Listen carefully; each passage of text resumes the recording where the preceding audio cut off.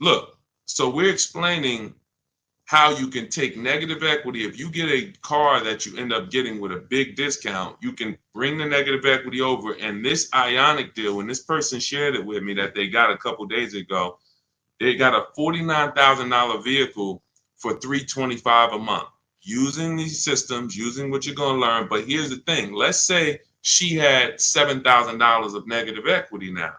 She could literally take that $7,000 into this 2-year lease. That her payment's only going to go up $291. There'll be some tax there, so let's just say it'll go up another $310, and we add that to our first $300. So her payment's $610. Normally, getting a $49,000 car, bringing $7,000 of negative equity over does not equal a $600 payment. That's a $1,100 payment. That's a $1,200 payment. But if you get the right car where you can get tons of money off, and right now leasing some of these electric cars, as long as you know how to get these $15,000, $20,000 discounts off of them and lease them, this is a brilliant way to get out of negative equity, because once these electric car rebates and these electric car discounts go away, the market's very soft on these cars. Once they go away, we're not going to be able to move negative equity over to these leases and make it make sense the way it's making sense now. But for now, huge opportunity. That's what I will be doing. Driving an electric car for 2 or 3 years, taking the huge discount that I'll get from shopping around, and then bringing my negative equity over. And then once the lease is done, you have no more negative equity. You do a fresh deal, and you never have negative equity again. Just make sure when you lease, you get the mileage you need. Alexis Owens, welcome to the group. I see you just follow. Andre Guest, thanks for sharing. Shout out to the sharers. And shout out to the people who tap the screen. Every time y'all tap the screen, watch the likes go up. So if you hear something that you like, you're enjoying it, just start double tapping the screen. Y'all will keep running the likes up. So keep typing your questions in. We're live. Dolan, can you bring some of these questions? I don't know if you had time yet to get some of these questions we got on TikTok. Jason Davis, good to see you. Moni Love. Yes, I actually told Moni Love. She asked, do I provide broker services? I don't do broker services. I do something, in my opinion, we do it better, because a broker still is going to shop, and you're never going to know what their best deal really is. Brokers make a lot of money. I'm in New Jersey, where there's a lot of brokers. There's a lot of brokers in New York, and brokers make a lot of money, and they basically do it based on trust.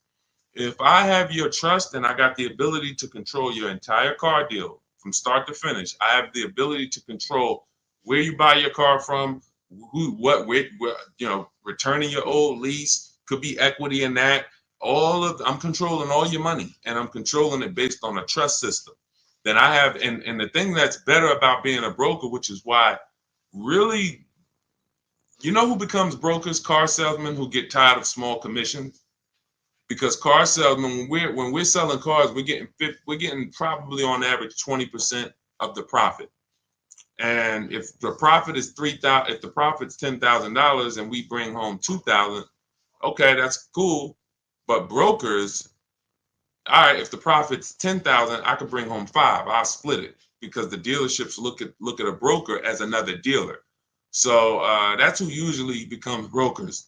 People who look and say, man, I'd rather make 2-3 times the money on each car, because I'm my own dealership. So what we do is we work with people and show you how to get all your numbers yourself, show you how to get the market reports yourself. If you use what's in my digital book, Moni, you could become your own broker, because no one actually shops cars the way we do. We do market assessments. So when we're leasing a car, we reach out to 25 dealers online. We never have to talk to them.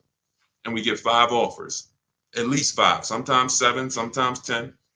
New cars, we reach out to 25 dealers online using scripts, email scripts that I wrote. They're already wrote. You don't have to think about them. They're already written out. And then we get 5 offers. And then for a used car, we shop the market. We assess the market from the low side to the high side. We narrow down used cars based on title record, service history, accident history. We verify there's no bogus fees that they're going to try to charge us. Who's done that? You go to the dealership thinking you're going to get one price, and then they hit you with these other fees. This is what you do to avoid these things. We have to have a process for this. And so you could do this and become your own broker, but I would never recommend a broker, because unless they're going to give you a spreadsheet. If they're going to give you a spreadsheet of all the work they did, all the dealers they shopped, all the entire market that they assess for you, then that's a broker that I would hire. And no one does that except us. We'll be launching that service very soon. Very soon. So the people who like Deshone, man, I mean, if I could just pay y'all to run this whole and do your whole system for me, that's coming very, very soon. But for now, you may want to, shop with us. We have 3 ways that we can help you. 2 ways now. Do it yourself. That's get my book. That's the whole blueprint. If you're a do-it-yourself, Deshone, just give me the blueprint. As long as the blueprint's official, I'll get it done. That's my digital book. You can get it for 75% off in my bio, in my TikTok bio, Instagram bio, the comments. You get it for $24 if you get there before 30 minutes. And the done with you, that's when we're doing it together. You're looking at coaching videos and I'm walking you through it and I'm supporting you. That's also in my bio. So again, what's coming soon is the done for you. But that's our commitment, to be the best company in the world for the car buyer. So we're getting there slowly but surely. All right, go ahead, Dolan. Let's get to some more questions. Keep typing questions. What's up, Martin? See a lot of people checking in on TikTok. Chris, good to see you. Can you do this with Tesla? Great question. Right now, Tesla is very soft. They have a set price, though. They don't negotiate. So what they do is when you're buying a new Tesla or leasing it, you don't need to get bids, because getting bids is to avoid overpaying. Getting bids is to avoid buying a car from one place and another place over here would have sold it for $5,000 less. Tesla operates similar to like the Apple store. You going to get an iPhone in California, it's the same price for the iPhone in Florida, same price in New Jersey. So you don't need to shop around for an iPhone. It's a set price. That's Tesla. But any other car is different.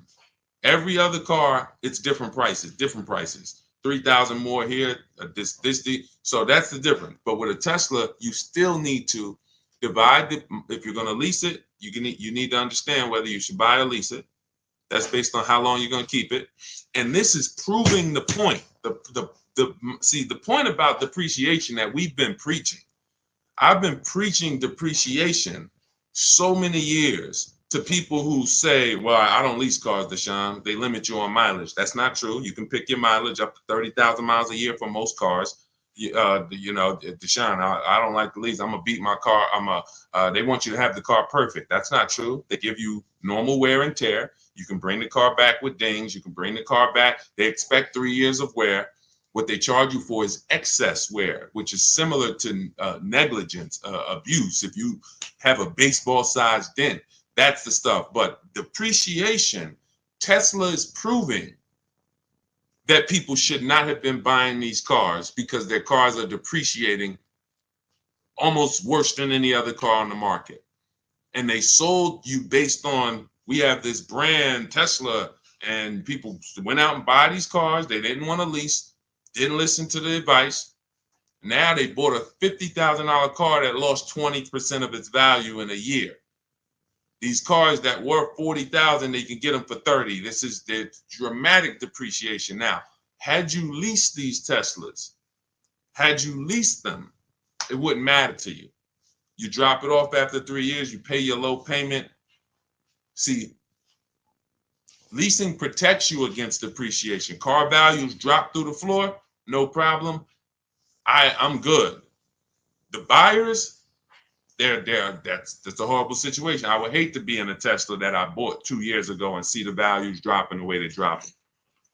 Okay, but yeah, that's what we did. That's the only part of the system that we don't have to shop around for, Brian, which is where we're going to buy the Tesla from. But we still need to understand if a lease makes sense. Divide the monthly payment into the MSRP. If it's 1% or less, you got to steal. If it's between 1% and 1.5%, that's a good deal. The lower, the better. We don't lease vehicles over 1.5. A lot of people got bad lease deals. A lot of people driving around right now in bad lease deals. They put a ton of money down. Their payments are way too high. I'll give you an example. Look. I'll give you an example. Look at Raphael. $45,000 Jeep Grand Cherokee, $549 a month, no money down.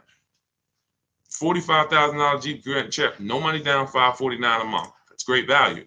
India. Look, she got a Hyundai Elantra, limited, with the leather and everything, $365 a month, no money down. That's a below market lease. A lot of people, their problem They got a couple things going wrong with them with leasing. One, they don't understand depreciation.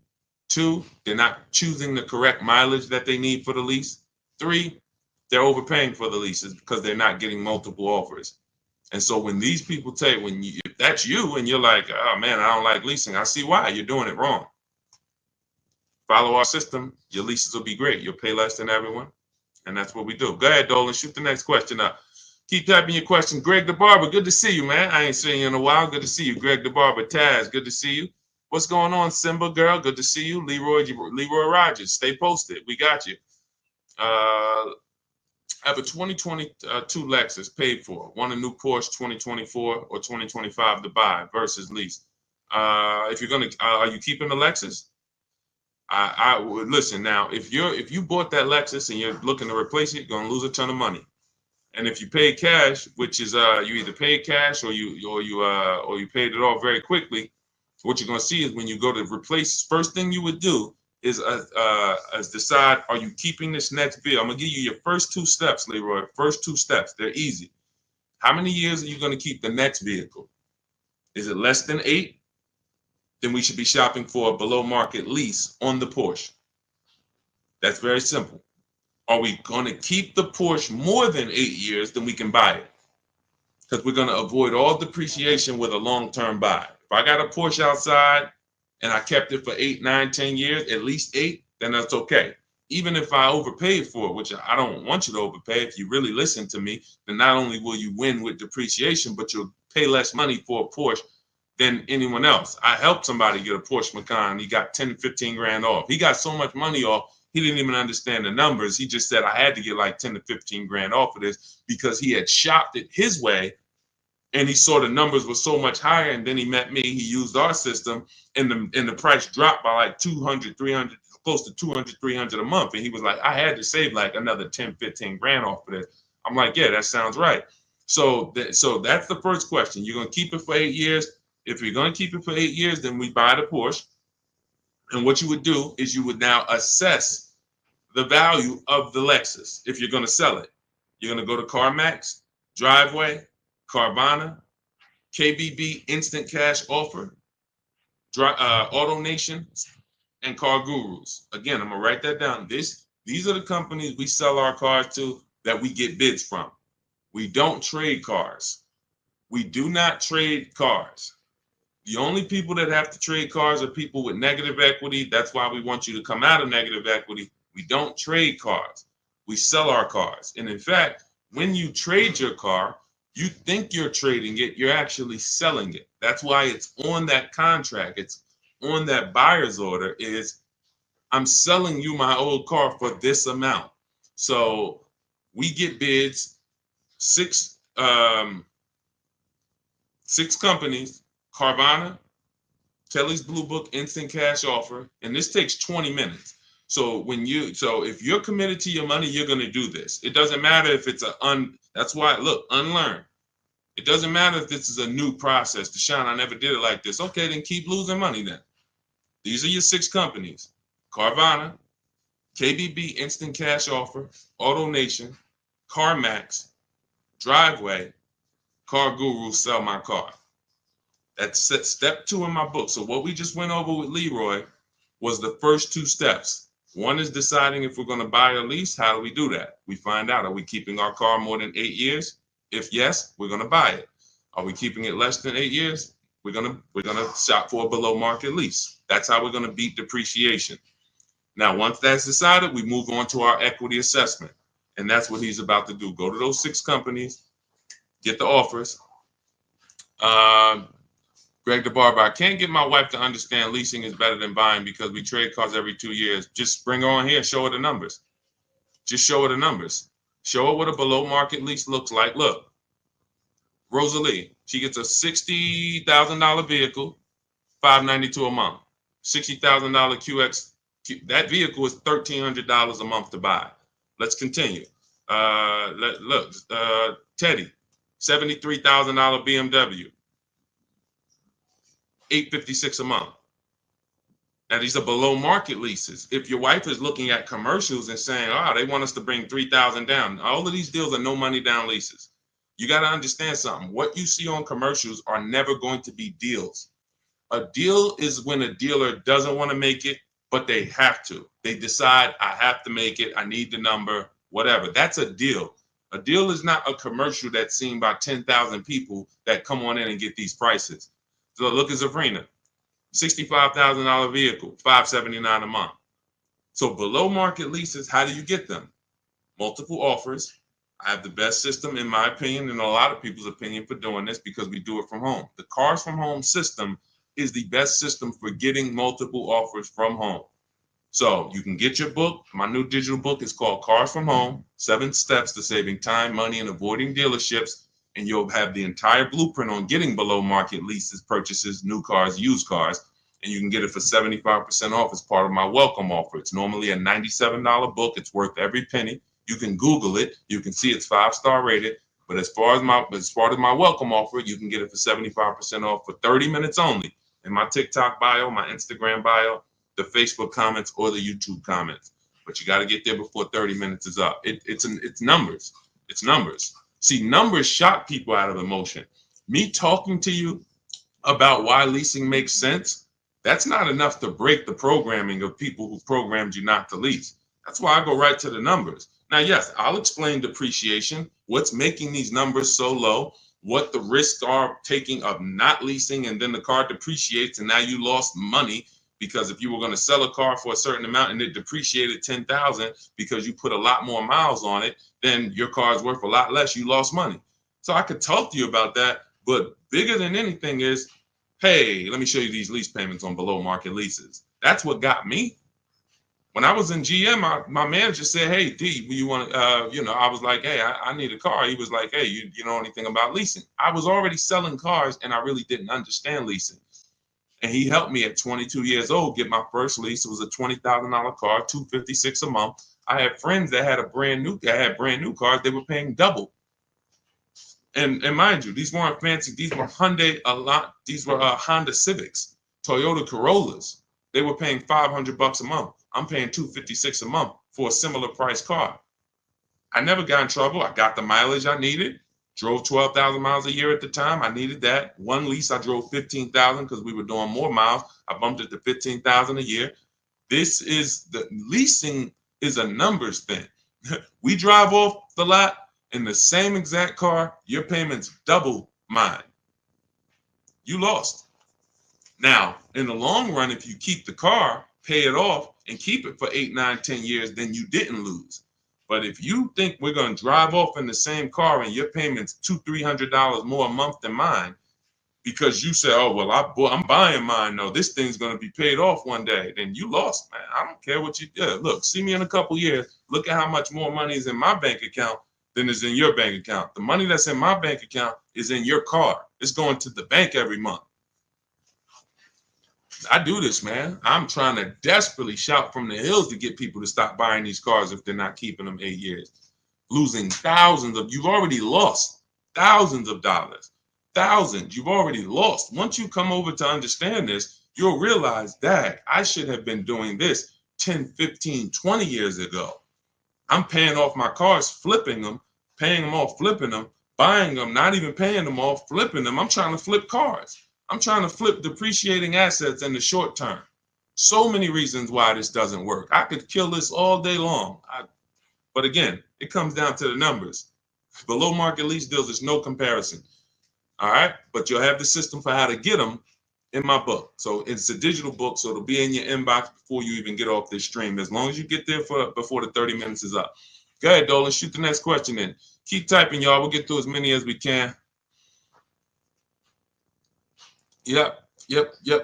Energy guy for life. I have a car bought, but I owe more than it's worth. How do I get out? We talked about that. That's actually what we started the show with. So what I would do is I would go to either YouTube, Facebook, and rewind it, watch the beginning, because we started talking about the first question we got was about negative equity. So we spent time talking about how you need to maximize your value, get offers. I don't want to go over it again because there are people on here who is anybody who needs to hear about negative equity? Type of 1 if you need to hear about negative equity. We might hit on it again. But there's a lot of people on here that were on here earlier that they heard about it maybe 20 minutes ago. But we'll see. Let's if a lot of people end up saying they want the question, then we'll come back. But again, I don't like to spend 10 minutes or 7 minutes answering a question and then another 20 minutes down the road I answer the same question. All right, go ahead. Let's go, Dolan. Bring the next one up. Let's go. Do you have your book in hard copy? No, it wouldn't be available in hard copy because it wouldn't be good to do in hard copy. Websites change rapidly. Vroom, we used to get bids from.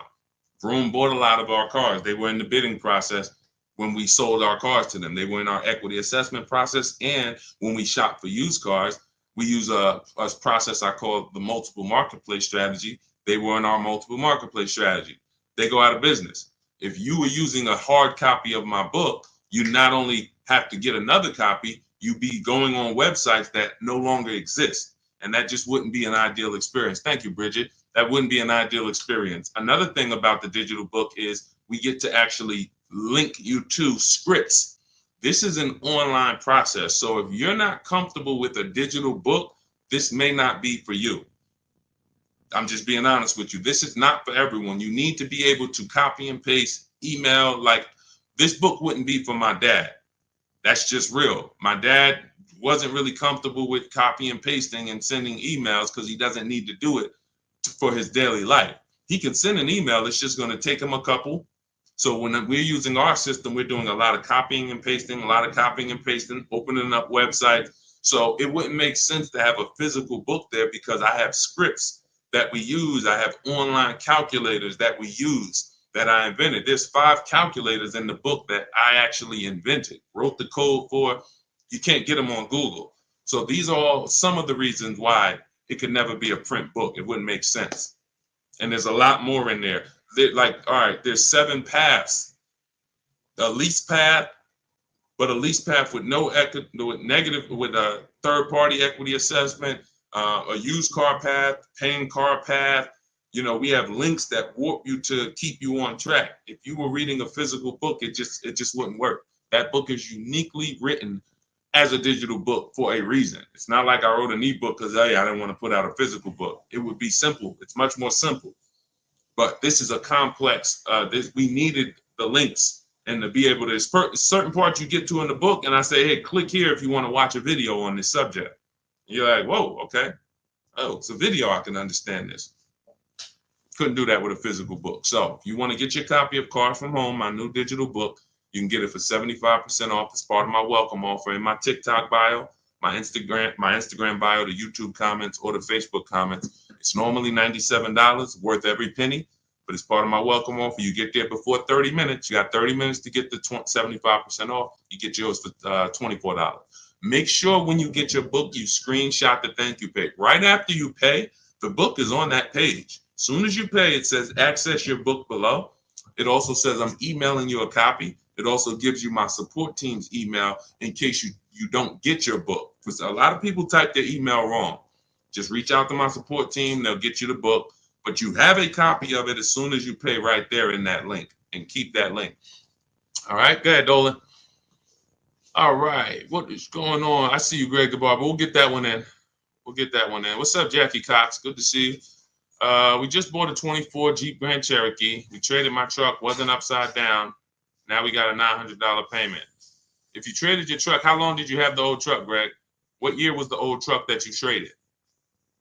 You just bought a 2024 Jeep Grand Cherokee. What year was the old vehicle that you traded? What year was the old vehicle? Let me know because I can see your comments. So let me know what year was the old vehicle that you traded in. Just type the year because I don't want. I like to keep the show moving forward fast. So type. All right, it's 2019. That means, so if you didn't have negative equity, that means you just paid off that vehicle, or you put a good amount of money down, and then you traded it off literally as soon as you paid it off. Just depreciation alone. Let me give you an idea. Depreciation alone. This is that 2019 Nissan. What happens is you bought it here. The depreciation on that vehicle over 5 years is like this. Now, if vehicles just dropped in value like this indefinitely, nobody would buy them. No one would buy them because people would be like, why would I ever buy something that is a sliding board of losing thousands of dollars in value? You notice when you buy a vehicle one day, let's just say that you buy a $40,000 vehicle today, what is it worth tomorrow? Let's just say not even a year down the road, a $40,000 vehicle, you buy it today, what is it worth tomorrow? The day after you buy it, throw some numbers out. And I want to give Greg an example of why he needs to be leasing. And if he wants to keep, you're losing thousands of dollars. It's not even a question, but I want to help you through this because again, this is not your fault. It's bad program. People speak very, very loud about not leasing and they sound convincing. They never talk numbers though. That's the clue that they don't know what they're talking about. They never talk numbers. Okay. So a day later, they say you lose 15, 20%. Not that much, Nicole. She said it's half. No, it's about, you lose about 15% in a day. And that depends on how soft the market is. If this was a vehicle that you could have got 15 grand off on, but you paid close to list price, then you will lose 20 grand because you didn't know what the market was. Give you an example. Milligan just got $27,000 off her Mercedes. $27,000 off. And I got to show this stuff because people wouldn't believe it if I didn't show it. Milligan got no, that's Melissa. Milligan got $27,000 off. If you zoom in on that Mercedes, it's a Mercedes EQE, $79,000. She got it for like $53,000. Now, had she bought this car, let's just say it's a $79,000, let's call it 80 just for easy math. Let's say she got it for $5,000 off. You know, she thinks, hey, I'm getting a Mercedes, $5,000 off. That sounds good. If she went back the next day and said, well, I need to give this back to you, I can't afford it or whatever, any reason, they're probably only going to give her $50,000 at best for it because they know the market on it. You overpaid for it.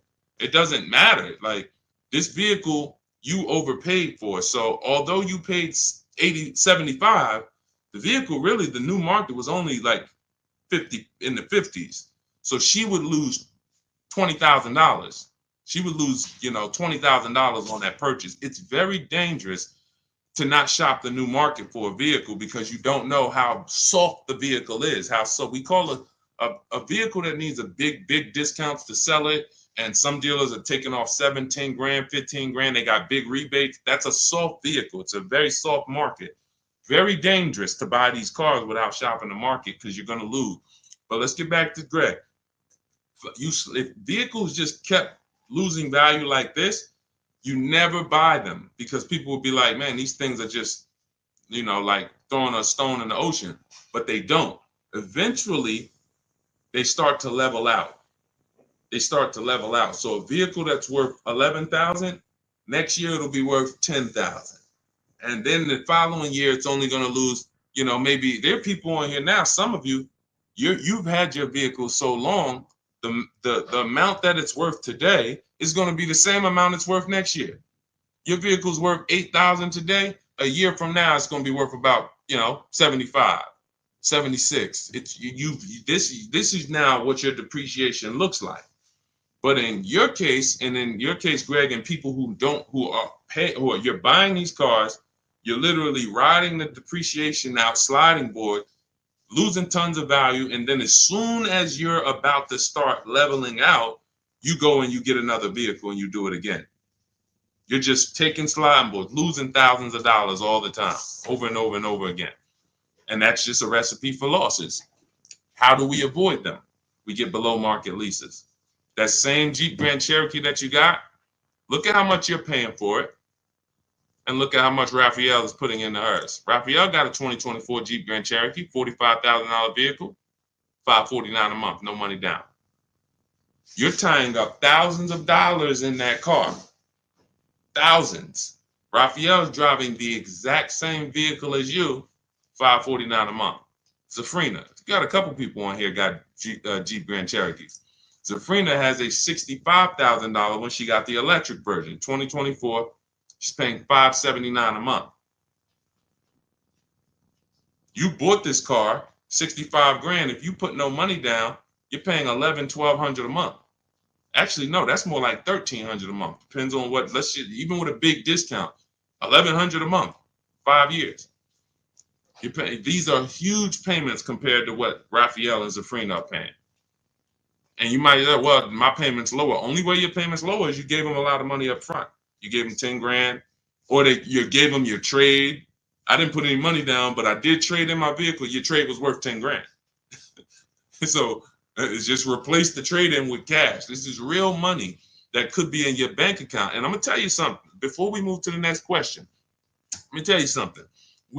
I would look. Melissa learned. She learned because she was just like you, Greg, just like you, and people like you. Listen, Greg, I'm not isolating you out. This is just a great example of what millions of people are doing. You know, this is, and again, I wouldn't know this if I hadn't been in the business. I'm not smarter than anyone. I just spent 14 years in this industry, and I love math, so this comes very easy for me, thank God. But you look at Melissa. Melissa, once you find out that you should be leasing, instead of trading these cars and selling them and putting all this money and keeping your equity in your vehicles, you should be selling your vehicle, putting the equity in your bank account, and then moving forward. Why can't I find Melissa's deal? Hold on. Here we go. So Melissa, she says, Deshone, I learned about leasing. I'm not buying anymore. She replaces her 2018 Kia Sorento. She got her bids. Her highest bid was from Carvana, 12 grand. 12 grand. So she normally would take most, if not all of that money and just roll it over to her next car. She ends up getting her Honda. She gets her Honda lease. She gets a 15,000 mile a year lease. Well, we shot with 12. So she ends up getting it for about $575 a month. She got a Honda. Hold on, I'm trying to read this fast. She got a Honda Pilot EXL. That's probably it's probably a $45,000 vehicle, maybe 48. She got it for $575 a month. And look, nothing out of pocket. And look, she put the $12,000 in her bank account. So now her car payment is low, not high like it was when she was buying the Kia. And she literally pulled all that money that she used to keep in her cars, rolling them over. She pulled it out, put it in her bank account. Imagine selling your car and actually putting the equity in your bank and still leaving in a brand new car with under your budget. That's what happens when you move from buying as a short-term buyer, not keeping 8 years, into leasing. It'll change your world. And again, only thing you're going to say is, man, I should have been doing this years ago. I should have been doing this a lot. You know, we don't even get to harping on the money you lost. Do you think prices will continue to drop on vehicles? I do. We always get deals. We were getting deals when people thought there were no deals. All through the pandemic, we had people getting deals. Bonita right here got her Kia. She got her Kia Telluride. This was a dream vehicle. During the pandemic, and look at the year. You can see the year. When she got hers, it was 2022. Literally, people were paying $10,000 over sticker for these vehicles. People were leasing these Tellurides for $800 a month, $900 a month. She got hers for $600 a month, no money down. This is pandemic. You know, we've helped. I started this in 2021 in the middle of the pandemic. Everything that when you see people all on my pages, you know, there's deals everywhere. There's never a point in time where I go to buy a car in the last 15 years and I'm like, oh, there's no deals out here. Because again, there's always going to be a dealer who's going to sell. You just have to learn to find them, Nicole. You keep going into the local dealer thinking you're supposed to be able to negotiate a good deal with them. 8 out of 10 dealers are overpriced. We've proven that.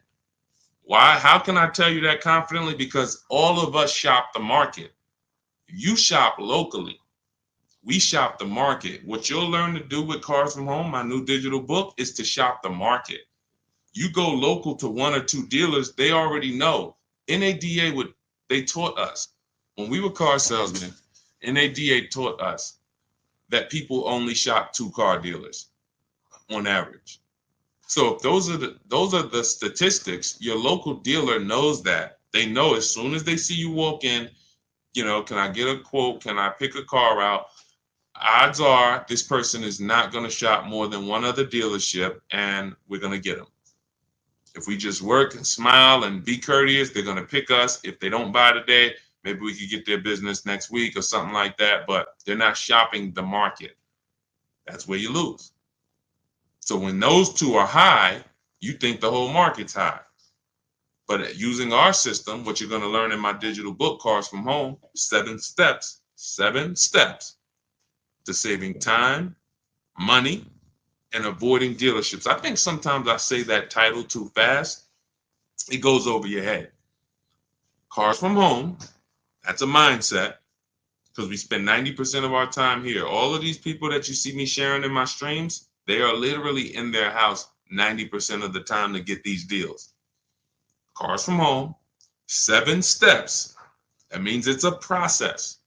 It's not you're not winging it anymore. You're not winging the process. It's a 7-step process. Step 1 is the most important question. We're deciding whether we're going to lease or buy. Step 7 is delivery. By the time you get to step 7, you're taking delivery of your vehicle. 7 steps to saving time, which is what I love, money, which is another thing I love, and avoiding dealerships, which is something that most people want to do. So just in the title alone, you could understand what you hold us accountable to delivering. And when you Google the book, you'll see we deliver on this. It's a proven system. We've been doing this for 3 years now, and we have hundreds of people who've used the system. And grandmothers, single mothers, introverts, men, children. I'm talking young kids. Like, system works. It's like McDonald's. So you can get a copy of the book. It's a digital book. It'll be in your inbox in 3 minutes. Go to my TikTok bio, and it's my welcome offer. You can get it for 75% off, but it's only for 30 minutes. The book's $97. It's not $24. So if you get to my TikTok bio, my Instagram bio, the YouTube comments, or the Facebook comments, click that link. You can get it for $24, but only for 30 minutes. That's my welcome offer. Go ahead, Dolan. Shoot the next one up. All right. How do I negotiate buying more miles on a lease? You get it up front. It's very simple. We shop with 12,000 miles per year. Shop all your offers. Once you get your best offer, identify who that 20% dealer is. They beat everybody else. You email them, hey, can you adjust it to 15,000 miles per year or 18,000 miles per year? Very simple. If you're doing it your way, then you just call them and say, hey, all right, I'm gonna go with you, but can you tell me what it would be for 18,000 or 20,000? That's what Jen did. She shopped for $39,000 Honda CRV. Her best offer on this vehicle, it's a hybrid, very hot vehicle. This is one of the most popular hybrids over the last couple of years, the Honda CRV hybrid. $39,000 vehicle. Her best offer was $512 a month, no money down, 12,000 miles per year. She adjusted it to 18,000 miles a year. Payment went to $563. Then she signed her deal. So $512 a month, bumped it up to $563. So for $50 more, she's driving as much as she needs, 18,000 miles a year. She's going to bring this vehicle back to them in 3 years. It's going to have roughly 54,000 miles on it. She's going to get something else. That's how you get your miles. It's built in. You're customizing your lease. In the beginning, we customize our leases. The dealers are giving you what you ask them for. You say, work me out a lease deal. All right, I'll do it. Give me a lease quote. I'll do it. In my book, we have a template. This is how you give me your lease quote. 12,000 miles per year, first month's payment only, taxes and fees in the payment. This is what I do for a living. Some of you can't even get deals because you don't realize you're trying to shop online and you don't realize the reason you can't get your prices is because you're not giving dealers what they need to actually even give you the prices. Dealers need to know your zip code to factor in the taxes. But you like, oh, why are they asking for this? Dealers need to know what you do for a living. See if you qualify for any rebates. Dealers need to know what when your deadline is. That's why we have templates that you fill in, email them. Because as a former car salesman, I know what dealers need to give you quotes. That's why it's written out for you. But again, if you want to do it your way, call around and just I would only speak to sales managers. I would only speak to sales managers. If you want to do it your way, I don't care how you get multiple offers. I just know my way is easier because you don't have to talk to people. If you have to talk to people, then you need to be a good talker and you need to know what you're going to say. My way, you don't need to know what you're going to say. I'm telling you what you're going to type. Go ahead, Dolan. Do you think the banks will ever get rid of the points that they pay to dealerships?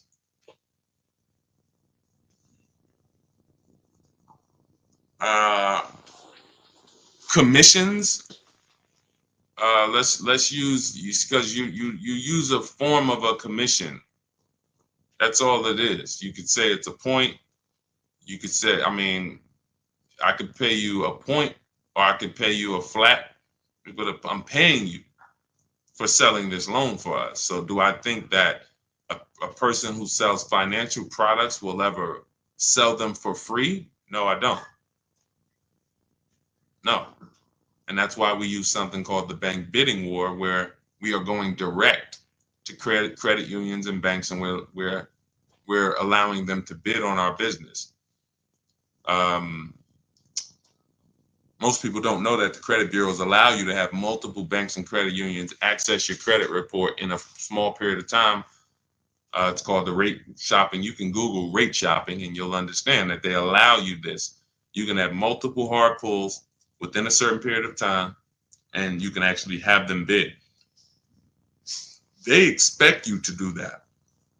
Most people don't do it, actually. So they can't help you because they're like, hey, we allow you to do it, but you're not doing it.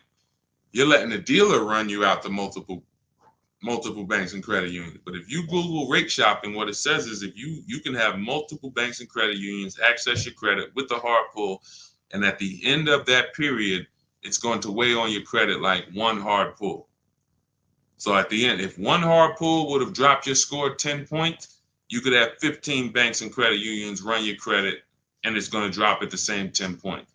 But the difference is one strategy, you overpay for your loan, overpay for your interest, have no price assurance, no price guarantee that you got a good interest rate, and you have the same 10 points on your credit that you hit with the hard pull. The other strategy, you have the best rate, lowest rate in the market. You guarantee it because you have 15 people access your credit and make bids and make offers, and it's the same 10 points hard pull. This is called the bank bidding war. We created this. You can actually, again, when you get my book, I haven't combined this into the book, but when you get the book, you actually get the bank bidding war blueprint for those of you who are going to be financing and getting a loan. So this is everything we talked about in this stream is in my new digital book, Cars from Home, 7 Steps to Saving Time, Money, and Avoiding Dealerships. You can grab your copy for 75% off as part of my welcome offer, but it's only for 30 minutes. You won't pay the normal $97 price. You get it for $24 as long as you get there before 30 minutes. Get to my TikTok bio, my Instagram bio, the Facebook comments, or the YouTube comments. Click that link and then click Get Book 75% off, and you'll have it in your inbox. Make sure you screenshot the thank you page because the book is on that page. I also email you a copy. And just in case you don't get your copy in 5 minutes, you'll have my support team's email. So screenshot that page. But I wanna. There's something I just wanted to say. Hold on. Let's see if it comes back. Yeah, I don't know. It slipped my mind. But listen, this is the. I mean, I take this serious, and the only people who really win, everyone who I showed you, and we could spend. Maybe I'll do it one day. I might spend one stream and just spend an hour just going over 50, 60, 70 people's deals that have used our system. After that, it'll start to get old because you're going to be like, okay, wow, these are starting to look the same. Yeah, they're all good. And then you realize that this is not complex. We're not building rocket ships. All we're doing is we have the best system for making people compete for our business in the auto industry.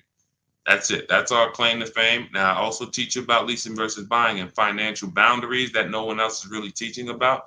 But when it comes to getting the deal, when it comes to how are we getting the prices we're getting easily in 90 minutes and 2 hours from home, it's just we have the best system for making people compete. Amazon has one of the best systems for making sellers compete for your business. That's why they do well. Competition is what drives down prices. Competition is what allows you to make great decisions quickly. So that's what you're going to get in Cars from Home. Got my copy. I'm going to start shopping your way. Energy God for life. Listen, God bless you. Use it and trust the process. Do not overthink. Here's what I said. Bring your goal. All you want to have is your goal. Forget your strategy. Forget everything of every strategy, every tactic you might have thought worked for you with car buying and shopping and leasing. Just forget it. Just bring your goal. Yeah, I want this Lexus truck. Yeah, I want this. Bring your goal, trust our process. Success is guaranteed. All right. And just stay on the steps. It's a step-by-step process. All right. God bless. I'll see y'all on the next stream. Enjoy the rest of the day, the rest of the evening. See you.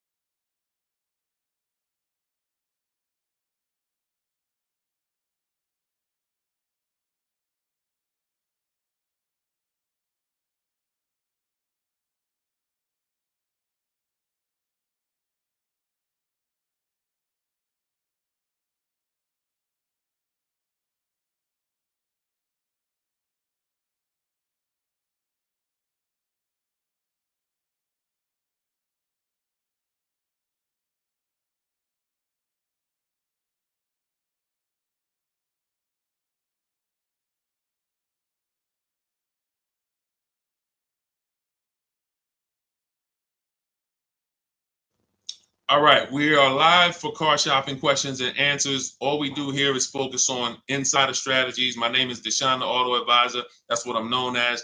I spent 14 years in the car business. If this is your first time on a stream with me, can you type the number 1?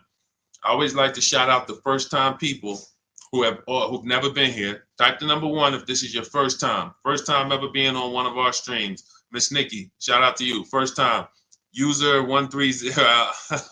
I'll butcher your name. Welcome. Kenty, I see you. Welcome. Emily, first time. Welcome. Mike, welcome. Welcome to the new people who've never been here. If you've been here with us before and you know some of the stuff we teach, and you've either just learned it or you benefited from it, you already got cars, just type welcome to the first timers. We're a family here. We've been doing this on TikTok and these other platforms for about 3 years now. We've helped thousands of people pay less than everyone else for cars. And we got people all around, collectively right now, we got 2.3 million followers. And all I'm known for is I don't tell jokes. I don't dance. All we do, people know me for helping them save money on cars. That's all I'm known for. So welcome to the people who are first timers. And, Dolan, you can bring on that first question. We got to just keep typing your question because after a while we get so many people on. If you don't get your questions in now, you're probably not going to get it answered. And I'm just being honest because there's more people come on when now we're on Instagram now live. We're on YouTube live. We're on Facebook live. So once these questions start coming in from all these platforms, you're going to have a harder time getting your questions answered. So type them now. Okay, can you explain why someone would pay over sticker price? There's only 3 prices that you can pay for any vehicle, Carla.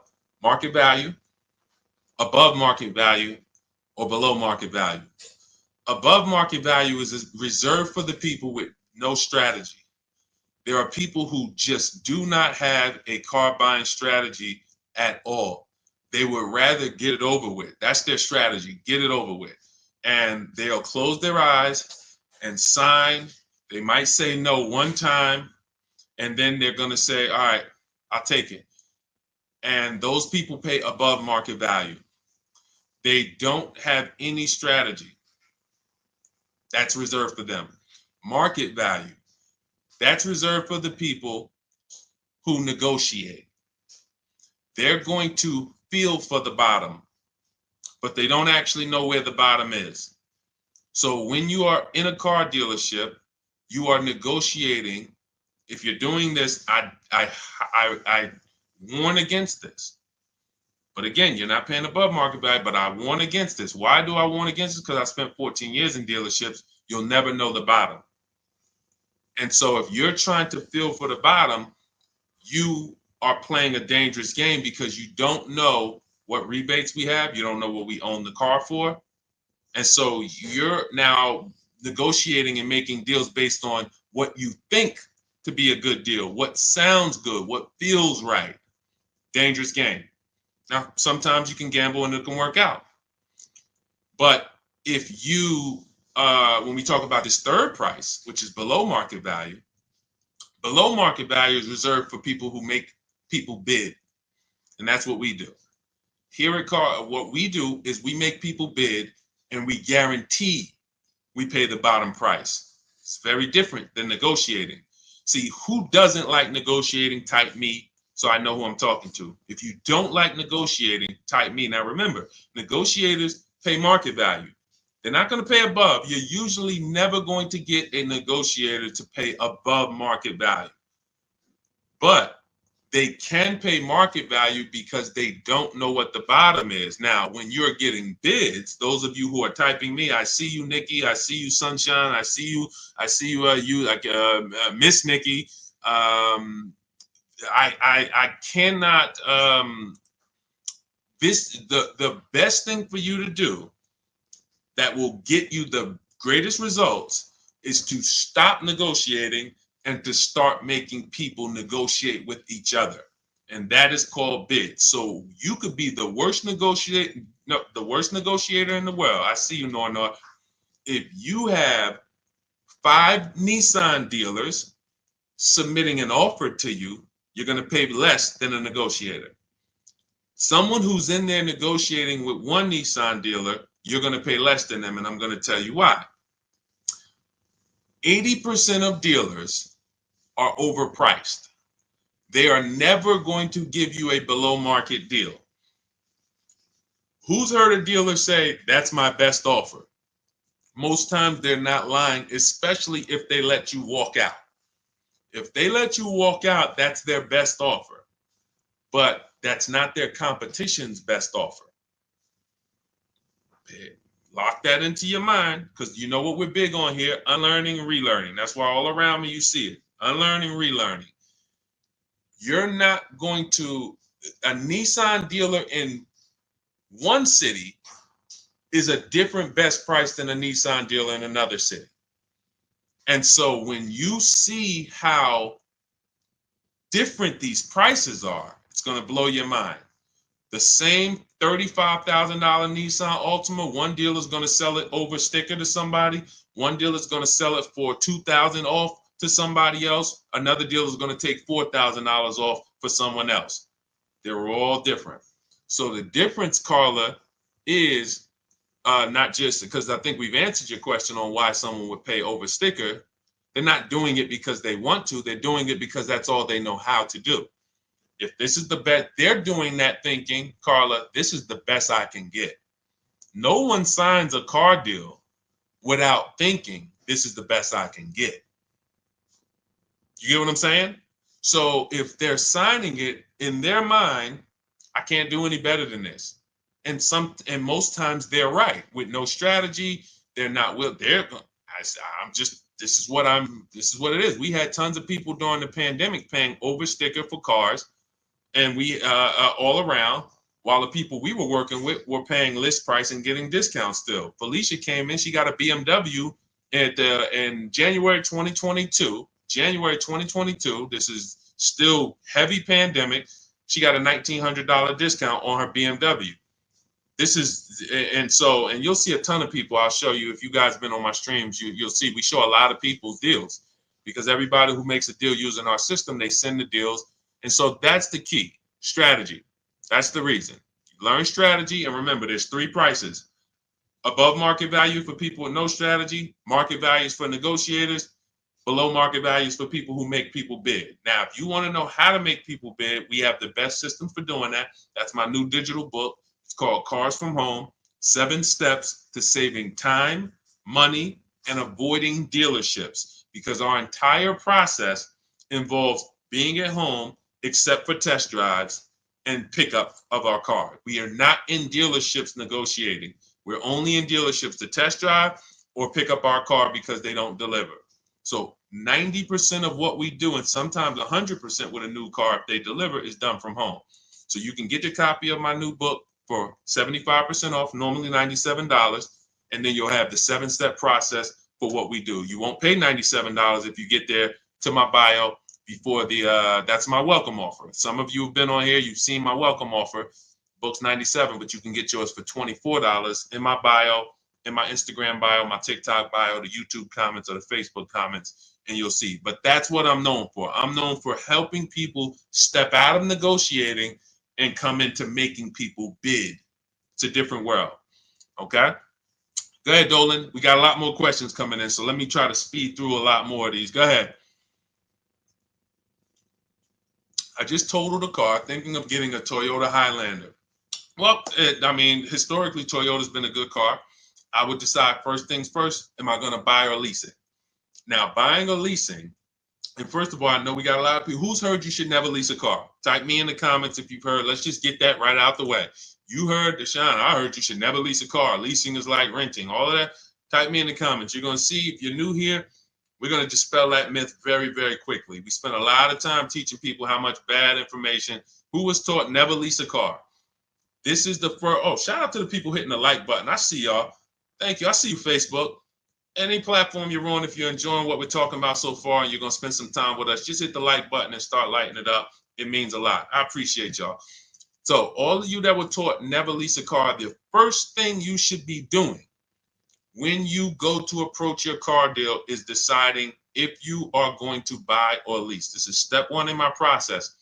Why is this so important? Because if you buy when you should have leased, you're going to lose in depreciation. You guys know, I always say like this. When you consider depreciation, this is your car's value.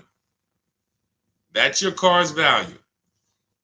If we buy a car today, all right, let's get into some dialogue, okay? Because I think we've been live. I see we got a couple people coming on every platform. Let's get some dialogue going now. Because in the beginning, we need a couple minutes for the people to start focusing and people start locking in once they see what we're talking about. All right, so now, let's say we buy a car, $40,000. What is that car going to be worth 1 year down the road? We bought it here, $40,000. Let's use this person's question when he's asking about a Highlander. Throw some guesses out there. Buy a car now for 40. What's the car worth in 1 year? Throw some numbers out there. Let me see. Let me see if I can go on Instagram because I can't see comment. Let's go dialogue. Throw some numbers out there. Come on. This is an active show. Like, we're talking numbers here. So we talk. This ain't the show you just watch and sit down and be like, oh, okay, yeah. All right, I watched that. Now I'm going to go out here and I'm going to save thousands on my car. No, the people who get the most out of what we do, you're on your keyboards, you're interacting, you're engaging. I ask you a question, you're answering it. Those are the people that's locked in. So you bought a car for 40. I see 32. I see 35. I see 28. I see 28. I see 20. Emily said that's 20. Or you lose half the car's value in a year. Now watch this. Emily, you might not be wrong depending on how much the person drove. See, I like that answer, Emily, even though, because it's dramatic, it's half the value. But watch this. Could a car that we bought for 40, if we put 100,000 miles on it in 1 year, could it be worth 20 a year later? 1-year-old car, 100,000 miles. Could it be worth half the value? Yes, it can. So now see, all of your answers are correct. All of your answers, 28, 20, 35. Why? Because it depends on how much you drove. Now we're getting into why leasing and the whole myth about leasing. Oh, you got to pay for every mile you use. Well, we just clearly proved a point. We didn't say anything about leasing, but we just proved the point that with a $40,000 car, we pay for what? The miles we use. If we were going to sell a car 1 year, and then a year later we come back and we say, hey, the car has 100,000 miles on it now. Can you pay me what you were going to pay me last year? And they're like, wait, you put 100,000? No, I'm paying you a whole lot less. So you pay whether you buy or lease. You pay for your mileage. So that is the first indicator of, all right, well, that means a lot of this stuff people have been saying about leasing doesn't quite make sense based on that so far. We're not even done yet. We're not even done. Now that we know we pay for our miles, whether we buy or lease, let's talk about when it makes sense to buy and when it makes sense to lease. So no matter what, when you drive your car, you're losing value like this. Brand new car, you're losing value like this. You're losing thousands. You threw out answers, you're going to lose $5,000 the first year, second grand. You're going to lose thousands of dollars. But the longer you keep the vehicle, the more this depreciation starts to do this. This is the reward stage. In my book, I teach us about something called the reward stage. Unfortunately, a lot of owners never get to the reward stage. The reward stage is a paid-off vehicle that's no longer depreciating fast. This is a vehicle, who has a vehicle outside their house right now that you've had for at least 8 years? Let me know. At least 8 years. And matter of fact, type the number of years you've had the vehicle. That's even better. Let me know the number of years. Deshone, 10 years, 8 years, 12 years, 13 years. This is all a let. See, if I was doing a college course on leasing versus buying, this is exactly how we would be rolling it out. What you're getting right now would be my equivalent to a college course on helping people understand leasing versus buying very clearly. All right, 11 years you've had it. All right, 8 years. And I'm talking more than 8 years. So I see somebody type 6, more than 8 years. Let me know. Not a lot of long-term people. This is a clue. Not a lot of long-term people. Now let me show you this. Now you saw the goal was to get here. We got a lot of people that are buying their vehicles, but they're not getting here. Which means if we know that that buying a depreciating asset, we're losing like this. What I witnessed in the car business for 14 years was people buying their cars, literally losing thousands, and right before their vehicle was going to stop losing money, like some of these people who have reached a point in depreciate. They've owned the vehicle so long, 8 years, 10 years, that it's no longer depreciating. It's going to be worth about the same next year as it is today. Soon as they get to that, they go and swap and say, all right, I'm tired of this vehicle. Let me go do this again. And they start the whole thing over again. This is what you don't want to do. Maurice, Andre, this is not what you want to be doing. Rita, I see you. You don't want to be buying vehicles that you then trade because you're always on this type of ownership experience. See, and you know who's very clear about this? Cash buyers. Cash buyers will never swap their vehicles over and over, because if you paid $40,000 for a vehicle and then you came to replace it in 2 years and they told you, well, that vehicle's only worth 28 now or 25, you'd be like, dang, I'm not losing that kind of money. But you know who gets in trouble with this? You know who has the biggest issue understanding leasing versus buying? Somebody I call payment buyers. Payment buyers never really understand the actual price they're paying for the car. They see, what's the first question that a car salesman asks you once he's helped you pick out a car and you're starting to get to the numbers? What's one of the first questions that a car sub, when you pick the car, you're like, I like that car, y'all at the numbers, y'all about to talk numbers. What is one of the first questions that a car salesman is going to ask you? And I'm going to help you understand why. Thank you, Little John. Look, and I don't have to tell you guys this. What do you want your monthly payments to be? Thank you, Carla.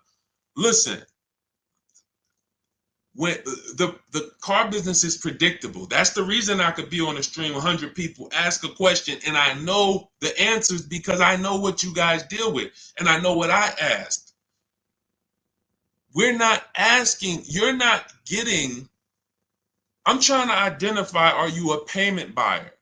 Because rather than try to educate you on why being a payment buyer is not good, as a car salesman, I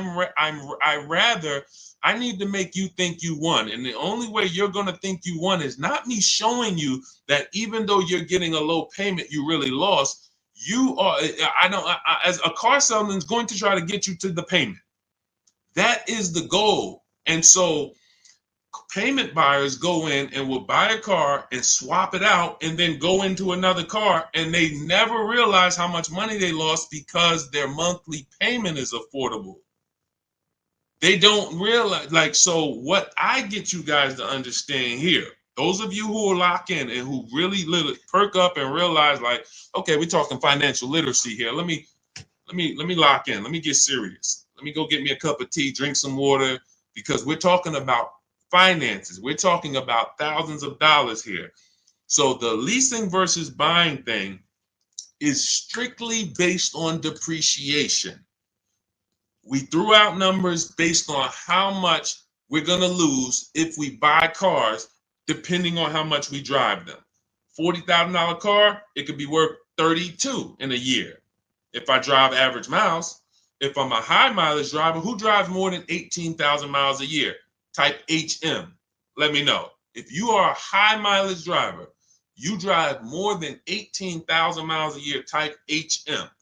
If you bought a car for 40, that car could be worth 28, could be worth 28 in a year.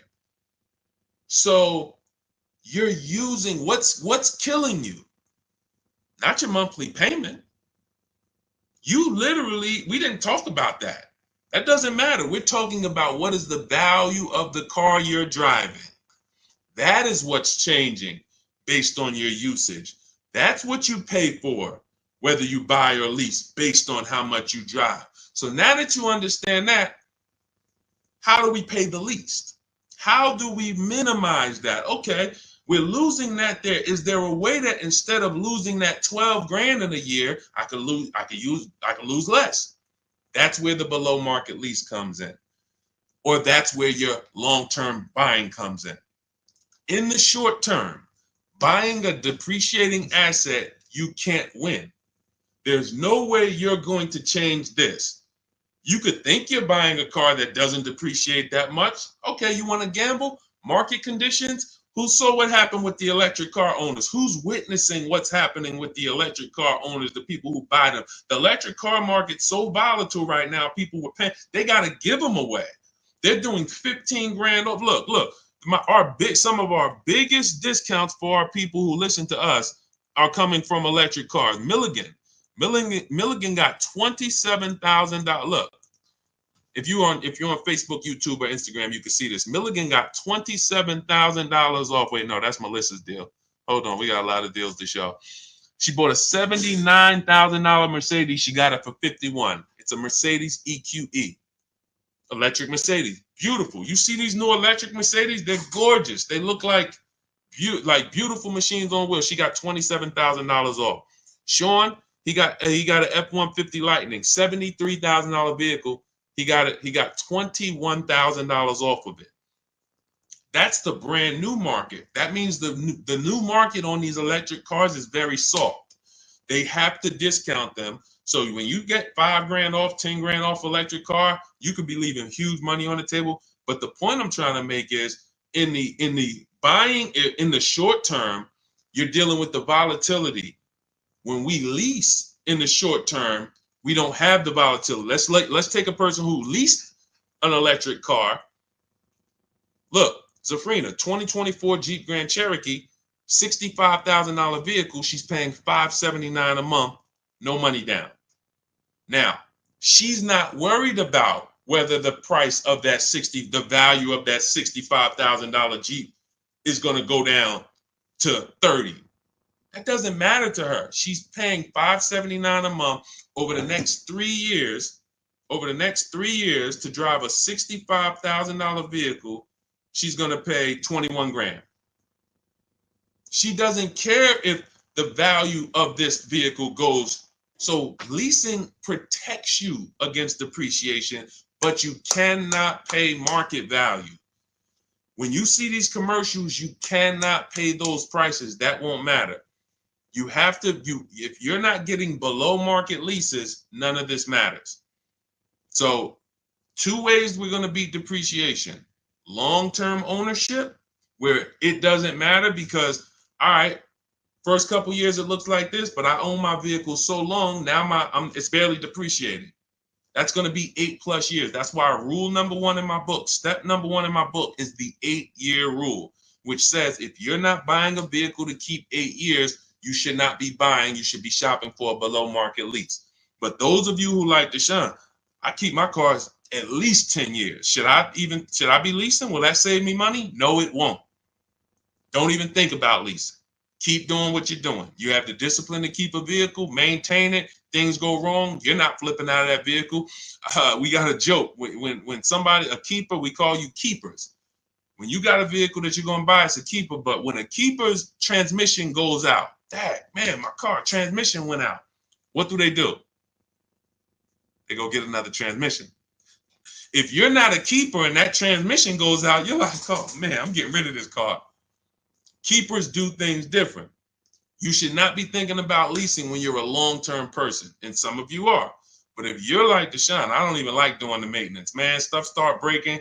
I don't like having to go to the mechanic, fix that. I hate that. You should not be buying these cars. You should be shopping for below-market leases. All right? So that was a long answer to one question, but we used it as an opportunity to really lay the foundation for leasing versus buying, because we had a lot of people who, when I asked them who was taught not to lease, a lot of people said me. So I'm like, all right, we gotta hit on this while these people are locked in. So we'll go deeper on that. Let's go. Let's get to the next question, Dola. Everything I'm teaching is out of my new digital book. It's called Cars from Home: 7 Steps to Saving Time, Money, and Avoiding Dealerships. Let me show that we're already 5-star rated. Thank you to the people who reviewed it. We got lots of reviews on the book, and you can Google it. You can get your copy for 75% off. It's normally $97. It's a digital book, so it'll be in your inbox in 2 minutes. As long as you get to my TikTok bio, my Instagram bio, the YouTube comments, or the Facebook comments before the 30 minutes is up, you get your copy for $24 instead of $97. But that's my welcome offer. 30 minutes, go get it. You can come back to the stream, and you'll have everything we teach. You won't even have to remember any of this because you'll have a blueprint that you can refer to forever. That's going to show you how to get below market leases, below market purchases on new cars, below market used cars.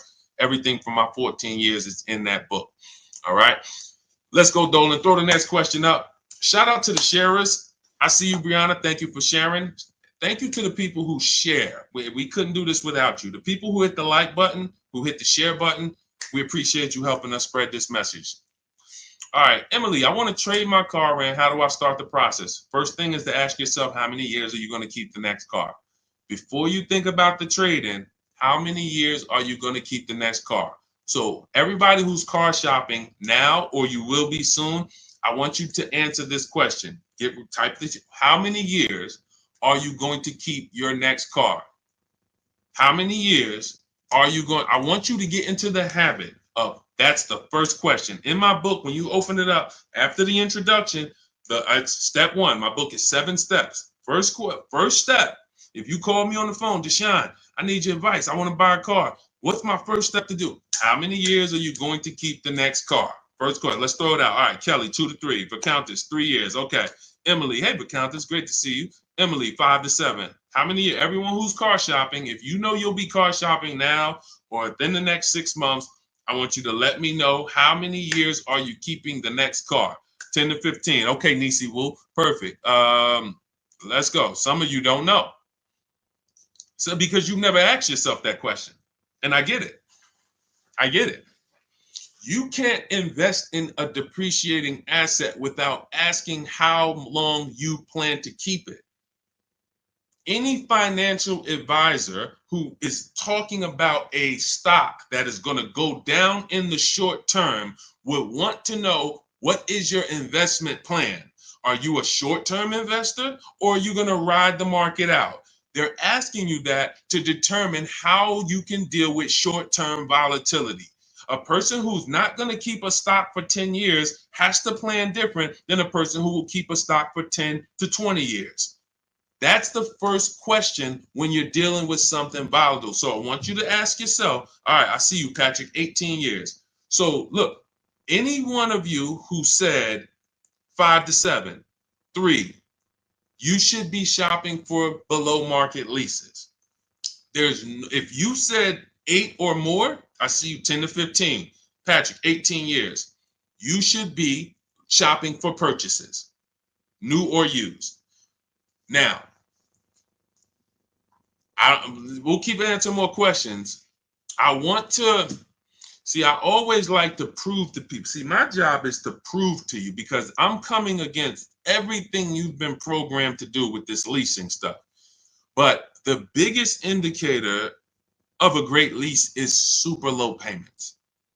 It's just super low payments. Now, you'll hear from people who have gotten leases, they pay market value, they pay above market value, and you hear their payment and you're like, I say to them, what the heck did you lease for? Your payment's so high, you shouldn't have leased. But it's not that I'm sorry, you shouldn't have leased.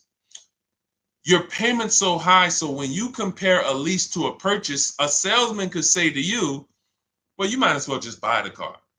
Because the lease deal they're offering you is so bad that a purchase looks close to it.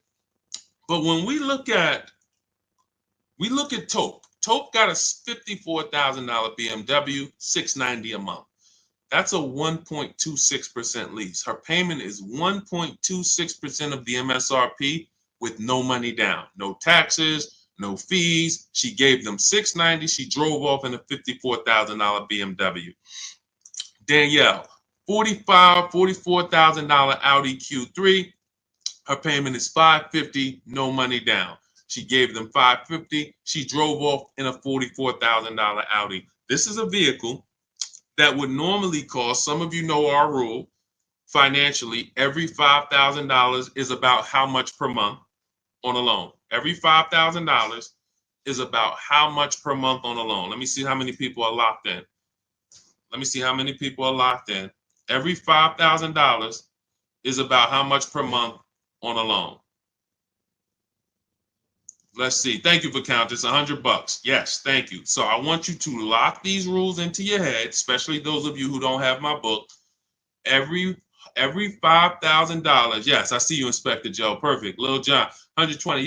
If the interest rate's high, it could go to 120, but 100 is the good rule to estimate. Kelly, $100. Yes. So $100, which means this $44,000 Audi would cost her about $900 a month on a 5-year loan.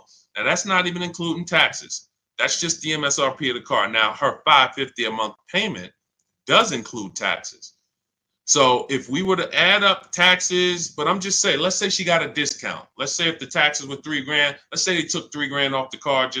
We're being generous. Her payment's still $900 a month for 5 years. If she took a 6-year loan, maybe she's $800 a month. She's paying $550 for her lease. Let's keep it going. Let's keep it. See, I'm going to prove to you that if you were supposed to lease, based on the fact you're not keeping your cars 8 years, but you bought, you lost. There's no way to win. That's why most of you, when you figure this out, you're going to be like, Deshone, should I switch to a lease now? Yes. If you don't have a large amount of negative equity that's going to stop you from switching, you should be getting out of that finance deal and switching to a better finance strategy where you could drive better cars for less money. Look at luxury cars. It still applies. This is Kimberly. Kimberly got a Maserati, $91,000 vehicle. She got it for $944 a month. That's a 1% lease. Her payment is 1% of the MSRP. Now I didn't create the 1% rule. All the savvy leasers know about the 1% rule. If you can get a lease deal 1% of the MSRP or less, you stole a vehicle. That's a steal. Now, what I created was the 1.5% rule to know when you're overpaying for a lease. That's in my book. If your lease payment is over 1.5%, you're paying too much for that lease. It's a bad lease program, or either you haven't shopped around. And we don't go into the dealership and say, get me to a 1.5% lease. That's ridiculous. That's like saying, get me to if Kimberly went into the Maserati dealer and said, get me to 1.5%, her payment would be $1,200 a month instead of $900 a month. So key is understanding the range where all right, 1.5 is the max where that it makes sense to lease that vehicle, and then anything lower is just better, more and more value. But there's a lot of 1% leases. Greg has a 1% lease, $527 a month on a $56,000 Kia EV6. You saw Zafrina. Look, Jen. Now, this is a higher mileage lease. We had a couple people on here. You typed in HM. I asked every high mileage driver, if you drive more than 18,000 miles a year, type HM into the comments. HM. We had a lot of people type HM. Now, she drives 18,000 miles a year because there's a myth out there. I know all the myths about leasing. Deshone, I thought you couldn't lease if you drove a lot. Okay. We have leases that you can lease literally most cars up to 30,000 miles per year. I see you, Kelly. So when you look at this, Jen, we always shop our leases with 12,000 miles per year. That's how we get our offers. In my book, I teach you how to connect with 25 dealers online in 20 minutes. Our entire shopping process to get below market leases takes no more than 90 minutes. First timers, though, give yourself 3 hours to work the process and to get bids, new cars, used cars, leases. But when she gets these offers, she gets her $39,000 Honda CR-V hybrid, $512 a month. That's a 1.3% lease. Once she got her best offer, she found a dealer. We use a system. I created a system called the 25 to 5. We connect with 25 dealers to get 5 offers. Because as I said, which you'll see when you use this, 8 out of 10 dealers, 80% are overpriced. There doesn't matter how much you negotiate, they're not going to beat the lowest price. That's just what they do. If they can't make a bunch of money selling the car, they won't sell it. And that's okay. We don't care about the 80%. We just buy from their competition. We find the 20%. So she gets her $512 a month lease, and then she had them adjust it from $512 to 18,000 miles a year, and it's $563. For $40-something, $45 more a month, she goes from driving 12,000 to 18,000. And that is, it's not being a high mileage leaser, unless you have no negotiation, unless you have no shopping strategy, being a high mileage leaser doesn't result in, I'm paying $200-$300 more a month than what I would get. All you're doing is adding a couple more dollars for your high mileage after you've already shopped your best deal, and you can drive as much as you want. Jen can drive her 18,000 miles a year, drop off her Honda after 3 years. If she bought that Honda and drove 18,000 miles, think about how much she'd be depreciating it. In 3 years, she got 56,000 miles. 4 years, she's got 70-something thousand miles. Think about how much that Honda would depreciate in 4 years with 70,000 miles. She's paying $563 a month. She'll drive it for 3 years and go do it again. She's never tying up her money in this vehicle. Not to mention, if she bought that vehicle and did a no money down deal like she did on her lease, $40,000 vehicle, taxes, everything, she's paying $800 a month plus. And she's going to have negative equity because she's depreciating it too much. So these are the principles. The first step, when you said, how do I start the process, Emily? First step is, how many years am I keeping the car? I call it the most important question. That's why it's first. If your answer is 8 or more, we're shopping for a below market purchase. A below market purchase could be a new car, could be a used car. If your answer is less than 8, I'm shopping for a below market lease. That's how you start the process. Step 1. All right, go ahead, Dolan. Next question. That's why I'm thinking of a 2-year lease. Now, 2-year leases, you only get them if they're advertising them. They don't design leases for 2 years because they want the cars back usually in 3. So 2-year leases usually don't have a good program, no support, bad residual values. They don't want the vehicles coming back in 2. They want them back in 3. So when we reach out to dealers, if there's a great 2-year program, they'll tell us about it. And shout out to y'all. Can y'all keep running those likes up on TikTok? Let's see if we can get to, I don't even know. I don't like to have a goal. Let's just, if you're enjoying what we're doing, every time you tap the screen, every time you hear something you like, just double tap the screen. Y'all see how fast y'all run the likes up. I appreciate y'all. Miss Nikki, when is the best time to buy? Now, that's a great question. Don't fall for marketing. Dealers have convinced you guys, and again, as a former Mercedes salesman, former General Motors salesman, I'm telling you from the inside, they've convinced you that the best time to buy for them is the best time to buy for you. The end of the month, best time to buy for a dealership, because we imagine, we got a lot of people here who, you're professionals, you're in business, and you work in the market. Imagine a business, right, where every single weekend you were going to get a ton of people, almost without even trying, because something had happened where they thought they were somehow going to get something better that you couldn't offer another time. That's just the way it goes. Like, somehow Friday comes, Saturday comes, it's a line. Now, hey, holiday comes, it's a line. Now, this is great for the dealership, because it's work you don't have to do. You don't have to spend a lot of money on advertising at the end of the month. You don't have to spend money on advertising when it's dead, because you're like, all right, it's nobody in the showroom. We need to get some customers in here. But Miss Nikki, when you ask the best time to buy, let me explain. I want you to lock something in your mind. What a deal is. A deal is when the dealer doesn't really want to make it. A deal is not when a dealer says, send me all your people, I'll give them the same deal. A deal is not when the dealer says, hey, we threw in the floor mats and we threw in a warranty for you. That means they had a lot of money left. A deal is when there's no money left to throw in anything. The deals that I've made that I remember that was so good for the customer, but bad for us as the dealership. Now I don't mean bad like we lost. I mean bad like we didn't make any money. We didn't want to repeat them. And I've had to tell the customers, listen, my business runs off referrals. I would appreciate if you refer friends and family to me, but do not tell them what you're paying, because I might not be able to repeat this deal.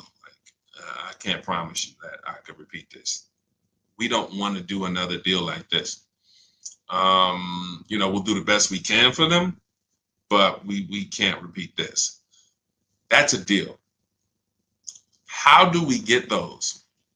Whenever you see these people that I named and you see these prices and you see these discounts, Milligan got $27,000 off, Kimberly gets $20,000 off her Maserati. Tiffany Tiffany gets a Mazda. She got $6,500 off. Look, $44,000 Mazda. She saved 15% off the car. Brand new car. Dealers don't want to make these. These are deals. This is why commercials will never be deals. I want y'all to really, really lock these things into your head, because, again, it's smoke and mirrors. It's a fun house. It's a beautiful thing if you own a car dealership. It's a great business because the market's been programmed for decades. It's a fun house. We're going to come in at the end of the month. We're going to come into that. But think about this. Let me ask you a question. Sit up, get to your keyboard. I want to hear answers. When are you more desperate to make a deal? When are you more desperate to take off money and say, look, by any means necessary, I want to sell a car? When the showroom is a zoo and there's 200 people in here and there's balloons and you just ringing the bell, man, how many cars we sold today? 28. Wow, okay. Or when there's no one in the showroom. No one in the showroom, haven't sold a car all day, it's 6 p.m. When are you more desperate? When the showroom's full or empty? Full or empty? Full or empty? Showroom's full or empty? Thank you for Countess. Empty. Empty. Thank you, Nisi. Empty. Kelly. So I can't answer your question properly, Miss Nikki, without giving you the mindset of what a deal really is. And once you see that When they tell you to come is for their benefit. Why would I give you a huge discount when there's two people behind you who want the same car? So I really didn't tell you when the best time to buy is yet, but I told you when the worst time is. It's a gamble. If you're in there and you're looking at a bunch of cars and you got people all around you, could you possibly get a desperate person? But there's no desperation vibes there. There's no desperate energy. There's no, yo, we really need to. And you know how they'll fake it. And unfortunately, and again, I don't mind telling all the dealer secrets because I don't like the industry. I don't like what the industry did. The 20%, we're the 20%. We're the honest people. We care about our customers, but we let the wolves eat the sheep. We let the wolves put grandmothers and single mothers and middle-class families into high payments that they know they couldn't have. People charging them over list price. What happened during the pandemic was criminal. $10,000, $20,000 over list price, $5,000. Those people are buried today. Some of you unfortunately were in that bit. You're buried in your car. You bought a car for 40 grand that today is worth 18. You just bought it 2 years ago and you didn't, you're buried because they overcharged people by 10, 15 grand. That was the final straw for me with what I'm going to actually not hold back from what the industry does. So so that's the worst time to buy. The best time, so you can't control when a dealer's desperate. But when you shop the way I'm telling you to shop, when you use these online processes, whether you do it my way or your way, when you're shopping this way, you want to be positioned for a deal. Let me give you an example about position. You're positioned for when a dealer's desperate. I reached out a couple years ago for my mother's lease. I was shopping for her. She was buying a Mazda CX-5. Now, I reached out in October, 25 dealers. In my book, I use my system, the 25 to 5. That's what everyone who I showed their lease deal or their new car deal, they use the 25 to 5. Connect with 25 dealers. Purchases, leases, doesn't matter. You get big discounts. The best bidder is always going to beat everyone else by thousands of dollars. Now, I reached out in October. I didn't like the deals. I followed up with all the people who had cars in November. Hey, how did the deals look? Didn't like them. Dealer contacted me the beginning of December. Hey, I couldn't get to your number before. Hey, does this car work? I could get to this payment on it. Ooh, great payment. That's better than everybody else. Let's go. Done deal. He was desperate. See, you don't know when a salesman's gonna go, listen, I haven't sold a car all month. It's the 8th of the month. Look, I got one customer. Their offer was low. We didn't take it last month, but hey, can we do that deal now? Like, I need to get something on the books. Position. That's why in my book, I teach you how to have 2 dates. And in all my strategy, you have 2 dates. My as soon as date, that's as soon as I can make a deal. My no later than date. And when we reach out to dealers, I have a template. You use all my templates, copy and paste when you reach out to dealers on new cars and leases. Used cars is a different process. It's all online marketplaces. But when we connect with 25 dealers, you're using my templates. And one of the things we tell them is, I can buy a car as soon as today, but I don't need a car until this day. Spring. You might say, Deshone, I don't need a car until next summer. That's really when I want to get it, but I can do it now, but I can wait till next summer. That's called leverage. Why? Because you have options. I can order a car. I can wait and watch the deals over a couple months like I just told you I did. 3 months, the 3rd month, the best deal came. So when a dealer knows that, see, what they're dealing with is people walking in, no strategy. I need a car this weekend. Cha-ching. Oh, man, I'm looking. I've been to several dealerships. Nobody has a car. Oh, man, I see you have one. Cha-ching. You're going to pay more for that. Thanks for telling me that information. This is how everything you say is being used against you. That's why when you use the car from home process, you're not talking. I'm never going to arm you. Remember the people, you might have used it. The scripts online, Google, download these scripts. What to say to a car salesman? Don't tell them you have a trade-in. None of that stuff works. That doesn't work. You don't think people know about that stuff?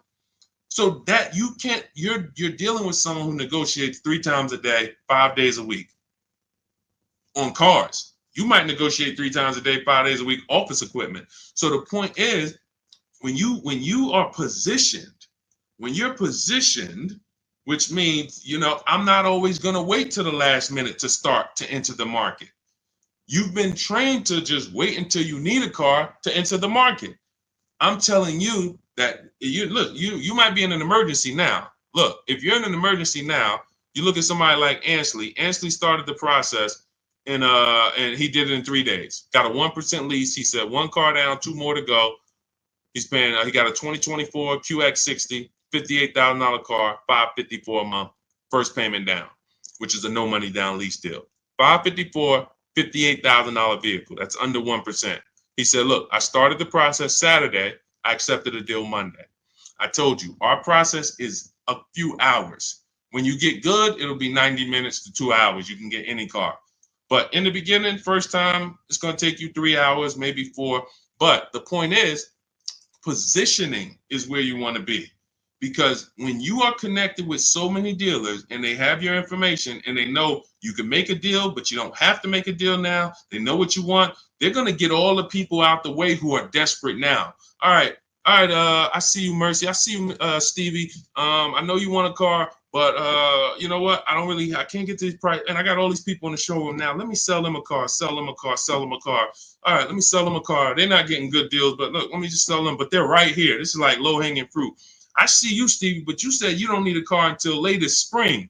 I might make a deal with you, next week or next month. But right now, let me get to these people. Now, all of these people start going. Now, they're looking for people. Man, I ain't got nobody else to sell. Oh, Stevie. Oh, Stevie, man, I need a deal. All right, see, they can't give you the same deal they're giving all these other people that's in there with the desperate energy. They're gonna give you the, hey, listen, Stevie, and it's not a phone call. I know I'm simulating a phone. We don't talk to dealers. We don't talk on the phone. In fact, one of the things I do when you get my book is we actually set up a shopping phone number, Google Voice, send it to voicemail, so we never talk to dealership. Again, this is a McDonald's system for car buying. But anyway, hey, connect by email. Hey, Stevie, couldn't get to your number. Miss Anderson, couldn't get to your number before. Can we make a deal now? Because I think I spoke to my manager and I think we could get to your number. Desperate. Call me. Who wants a dealer to reach out to me when you're desperate? Type me. Type me if you're like, yeah, I like the idea of a dealer reaching out to me when they're desperate. That's what we do. That's positioning. I see you, Emily, Jeffrey, Robert. That's the name of the game. Okay? So if there is no purpose, you can't time when a dealer is going to be desperate. You can't time, but again, we didn't talk about the best time to buy a car because there's no best time. Again, you can't time that. You can only be positioned on the market to know, and it's a different strategy with used cars. So that's a different strategy. We get positioned a different way and we watch the market with used cars, but you know the worst time. Everyone who's been on here for the last 10 minutes, you now know the worst time to buy a car. Let all the people who want to go in there on Labor Day, go fill those showrooms up. They're going to serve y'all donuts and bagels until and keep you from leaving. Keep you from leaving, but you're not getting deals. There's no desperation there. We got a line of people. This is time to make money. People doing their most numbers. Hey, how many cars you sell today, man? I did 4. 4? Man, I almost got there. I got 3 though. This is a money-making day. This isn't. You want the salesman after you get your car to be like, dang, I ain't make nothing on that. Make it on the next person. Not us. So this is all what Cars from Home is about. My new digital book, Cars from Home, 7 Steps of Saving Time, Money, and Avoiding Dealerships, teaches you my exact system on how to get below market leases, below market used cars, below market new cars, step by step. I walk you through a 7-step process. Step 7 is delivery. And it's front to back. Everything's accounted for. There's no guesswork. You're not coming up with your own ideas. You bring your goals. You use our strategy. You don't need to bring me your strategy. Leave your strategy out there. Bring me your goals. Deshone, I want this used car. Okay, use this system. I want to lease this. Use this system. And we can even talk about the stuff we selling leases. Selling leases. A lot of people didn't know you could sell leases. That's all. So there's stuff in there. You're gonna be like, whoa, what are you talking about? I could sell. I might be able to make money on this lease. That's a bonus. You mean to tell me I might get a bonus out of this? I could sell this. So all in there step by step. But you can get your copy for it's normally $97. You can get your copy for $24, which is 75% off. That's my welcome offer. If you get to my TikTok bio, the link, my Instagram bio, the YouTube comments, or the Facebook comments before 30 minutes. That welcome offer is only for 30 minutes. Once that timer hits 0, the price does go back up to $97. It's worth every penny at $97, but 24 is better. So get there, get your book, and after you pay, be sure you screenshot the thank you page. You're going to see on that thank you page is the link to open the book. It says it right there. Click below to open the book in case you want to save it to your phone or your computer. I also email you a copy, but sometimes people type their emails wrong. So also on that page is my support team's email. In case you don't see that email hit your the book hit your email, you typed your email incorrectly. Happens all the time.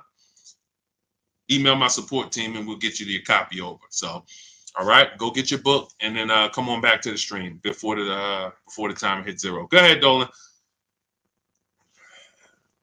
Mike, what does certified mean on a used car? Great question. Also, how do I negotiate with CarMax no haggling policy? You can't. As far as I know, CarMax does not negotiate.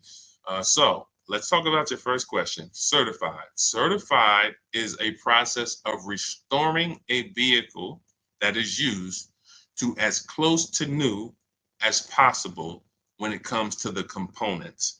So there's a full checklist of things that the service department is going to do on the car, everything from the windshield wipers to some certified standards. They even repair the upholstery to, just electronics. They're checking. Everything has been checked to make sure that it is of a certain quality.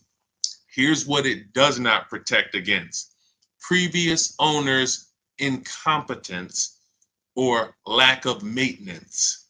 So somebody connected with me the other day. They asked me, this is in my private group. I have a private group, so I don't answer private questions. If I'm not answering a question on stream, I can't do DMs. I can't do emails. But they were looking at this car and said, this car, one of the things that is a non-negotiable, remember this.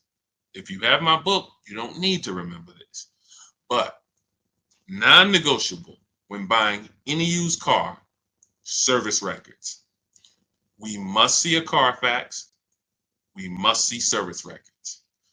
That is the biggest indicator of it. Well, there's one more indicator, but this is the actual biggest indicator is the DNA, what I call the DNA of a car. Certain cars have a history of the transmission going at 80, 90, 100,000 miles. You have a high chance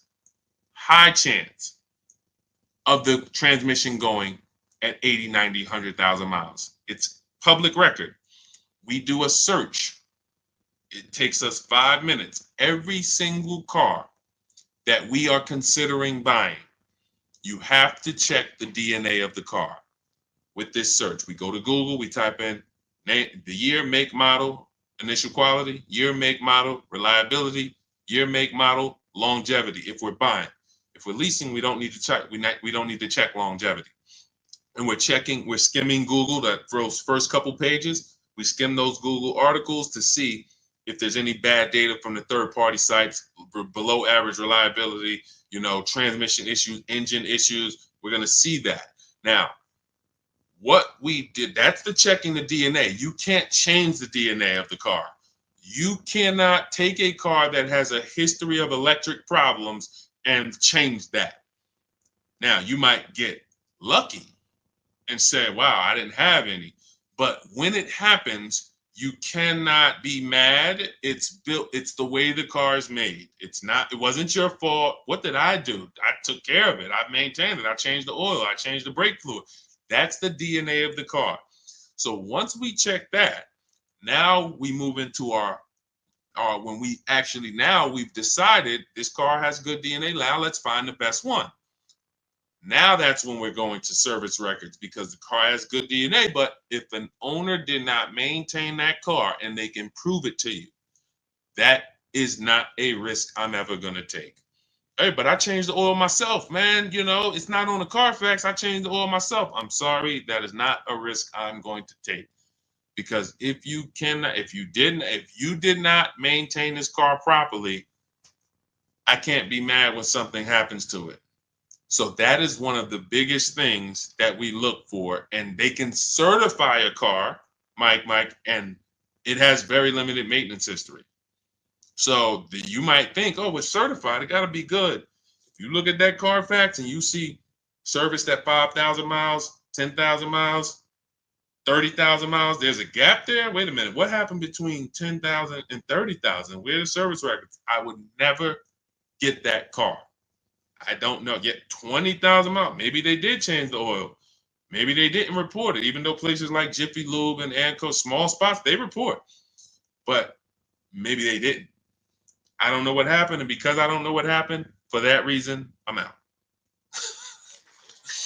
So, and in terms of CarMax, guys, you're overpaying from CarMax if you're buying exclusively from them. You are overpaying. And I'm going to tell you why. CarMax has a history, so does Carvana, of paying more money than anyone to buy their cars. That's why in 2021, I began to teach people how to do the equity assessment, where we were selling our cars to CarMax, Carvana, Kelly's Blue Book Instant dealers through Kelly's Blue Book Instant Cash Offer. This is our equity assessment process. We haven't really talked about it much in this stream, but step 2 of our process in my book is the equity assessment. This is when we find out the most money we can get for our current car or our lease if we're selling it. Once we get those 6 offers, that's going to tell us the highest value on the market for our cars. And these are cash offers. These are not like Facebook Marketplace people. These are companies you literally go, they look at the car, they inspect it, they come out, they give you a check. So we get those 6 offers. CarMax has historically been one of the people who pays the highest. They don't always win. And again, that's why we get 6 offers. So it's no way CarMax is always going. Sometimes it's Driveway. These are the 6 companies. Write these down. If you don't have my book, write this down.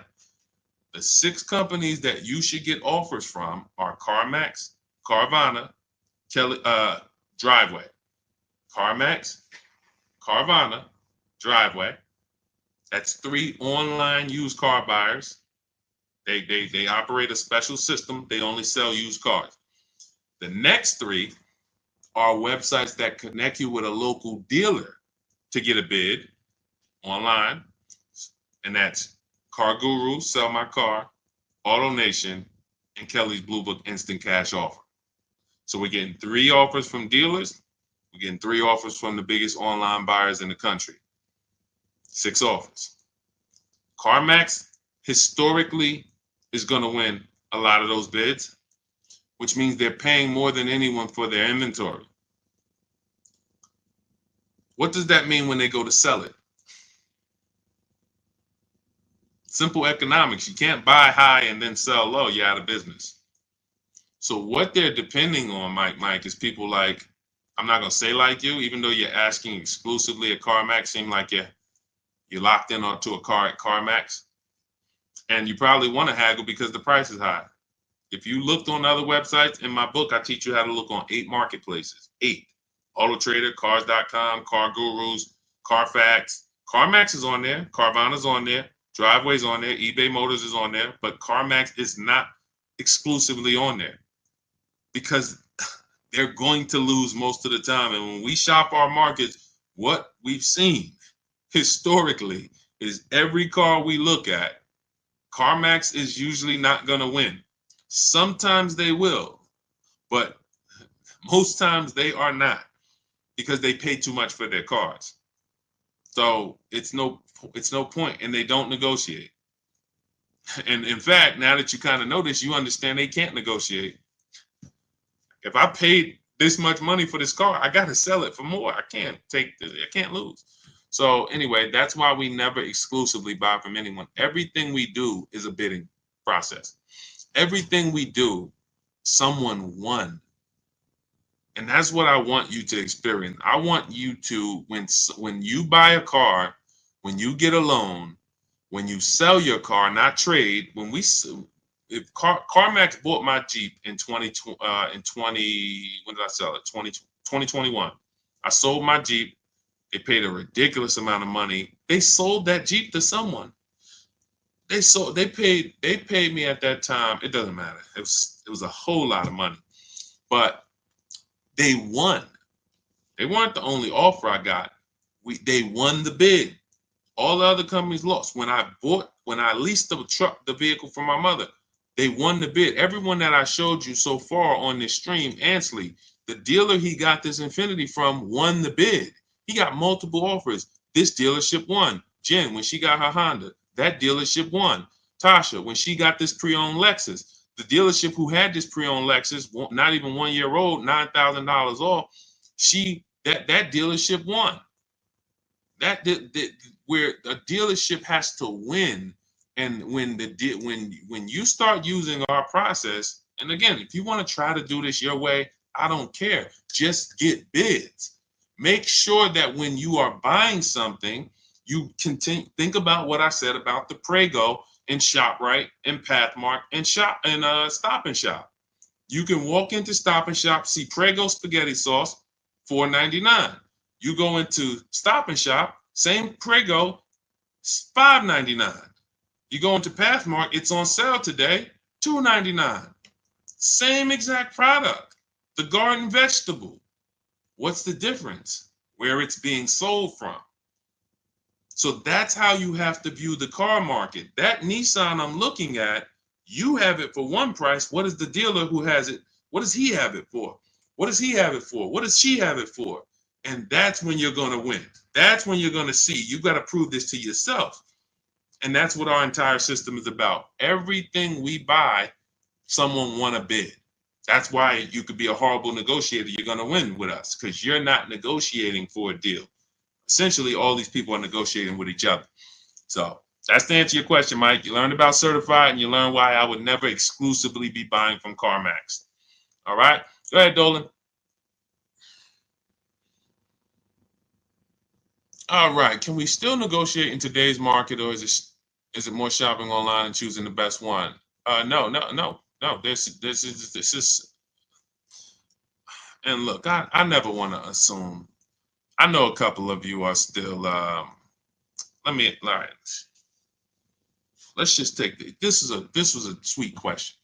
Somebody just came onto the stream. They asked, "Can we still negotiate in today's market, or is it more shopping online and choosing the best one?" Now, let me say, let's say I'm a very nice car salesman. I consider myself to be a nice guy, but here's the thing: I could be a wolf. So the wolves can be nice guys and nice women. Sharks. Literally take your head off. Look, send you down the road with a smile, and look at the money that the dealership made. Man, we made $11,000 off. Our commission's $1,500.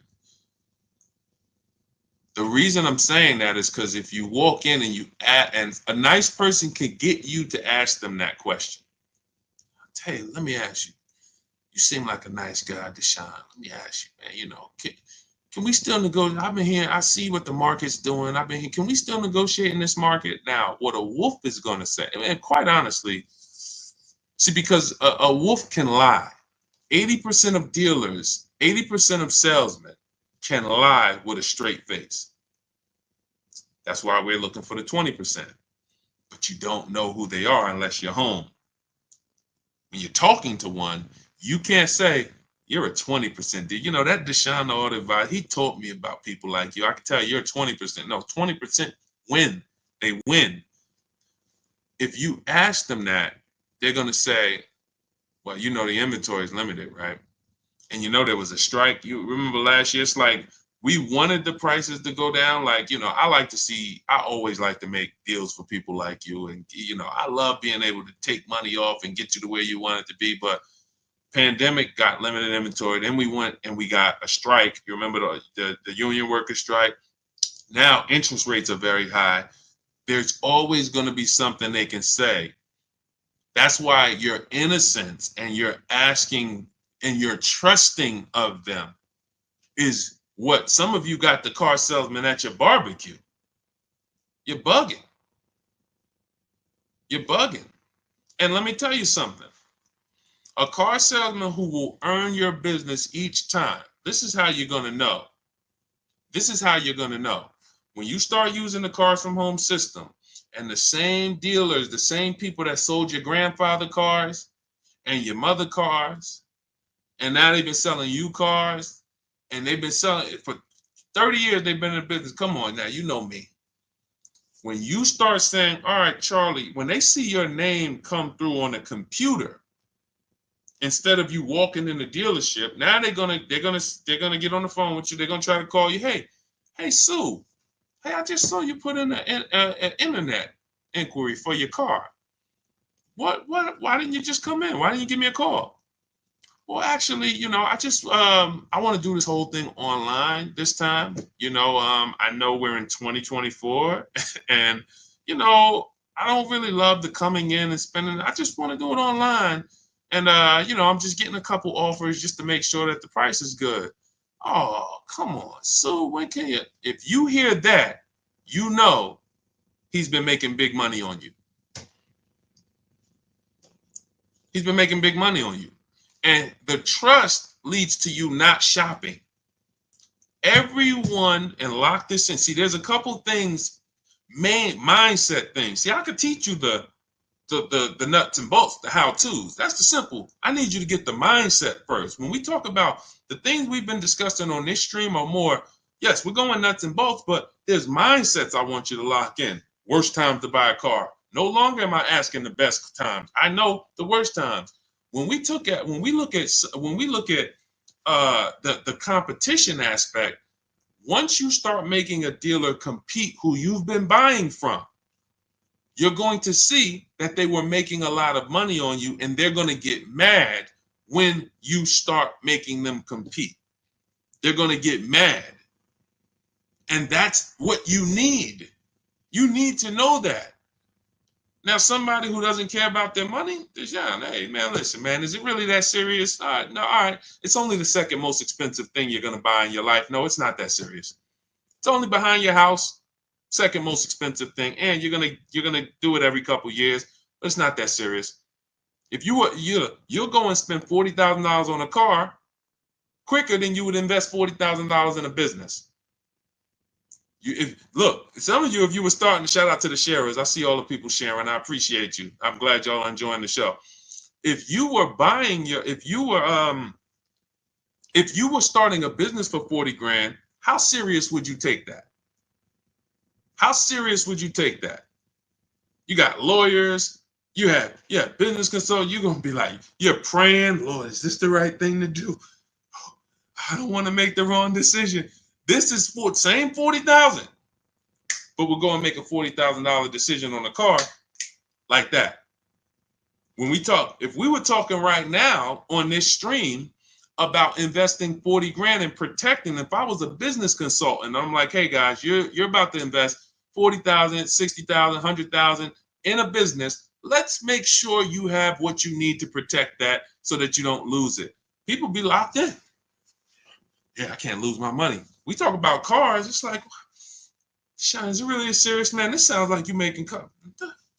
Now, this is the easy way because, again, that's programming. That's all that is programming. Why do you think, look, all you see around me is what? Unlearn, right? Unlearn. Because once it clicks that, yeah, I do things with cars that I don't do with other things. Why do I go out and get a $50,000 car in a weekend? Why do I do that and not do real due diligence and shop the market and move the way I would do with anything else? It's programming. That's why if you own the car dealership, the last thing you want is somebody changing. Don't change anything, y'all. Keep this register rolling. Welcome, guys, at the end of the month. You came at the right time. All of that. You don't want it to change. So my goal is to break that programming, get you to see how much money you've lost. We can't think about it. A lot of money been lost by you not having shopping strategy. No problem. Now let's get that money back. Let's make it up. My next deal, I'm not only am I going to save a ton of money, I'm going to enjoy it because I'm doing it from home. But absolutely, we can negotiate in today's market, but we don't negotiate one-to-one. We negotiate one-to-many. One-to-many. That's called getting bids. That's the name of the game. And you can see the money that you can save and that you will save on every single car from now on is going to blow your mind. And you'll be like, look, I think, who was it that says Teddy. Teddy said, look, I will never, this post is a bit wordy, but I'm too pumped. I will repeat, never lease another vehicle any other way. Now, if he had bought it, he would have just bought. This is the same system for new cars and leases. Multiple dealers, 25-5. Look, he said, from start to finish, this deal took 6 days. I contacted 25 dealers in 4 nearby states. Look, closed on a 2024 BMW i4 M50, $73,000 vehicle. His payments $856. $73,000 vehicle that would normally be about $1,500. That's about $1,500 a month on a 5-year loan. He gets it for $856. Now, the dealer's initial offer came in at $937. He's paying $856. In my book, I have a calculator where you type it in. It sends you counter offers. I told you, it's a McDonald's system. My book is a McDonald's system. But here's the part I want. This is the most important part of why I'm showing you this. Look, if you're on YouTube, Instagram, or Facebook, you can see this. My highest offer during this process from a different dealer was $1,123 a month.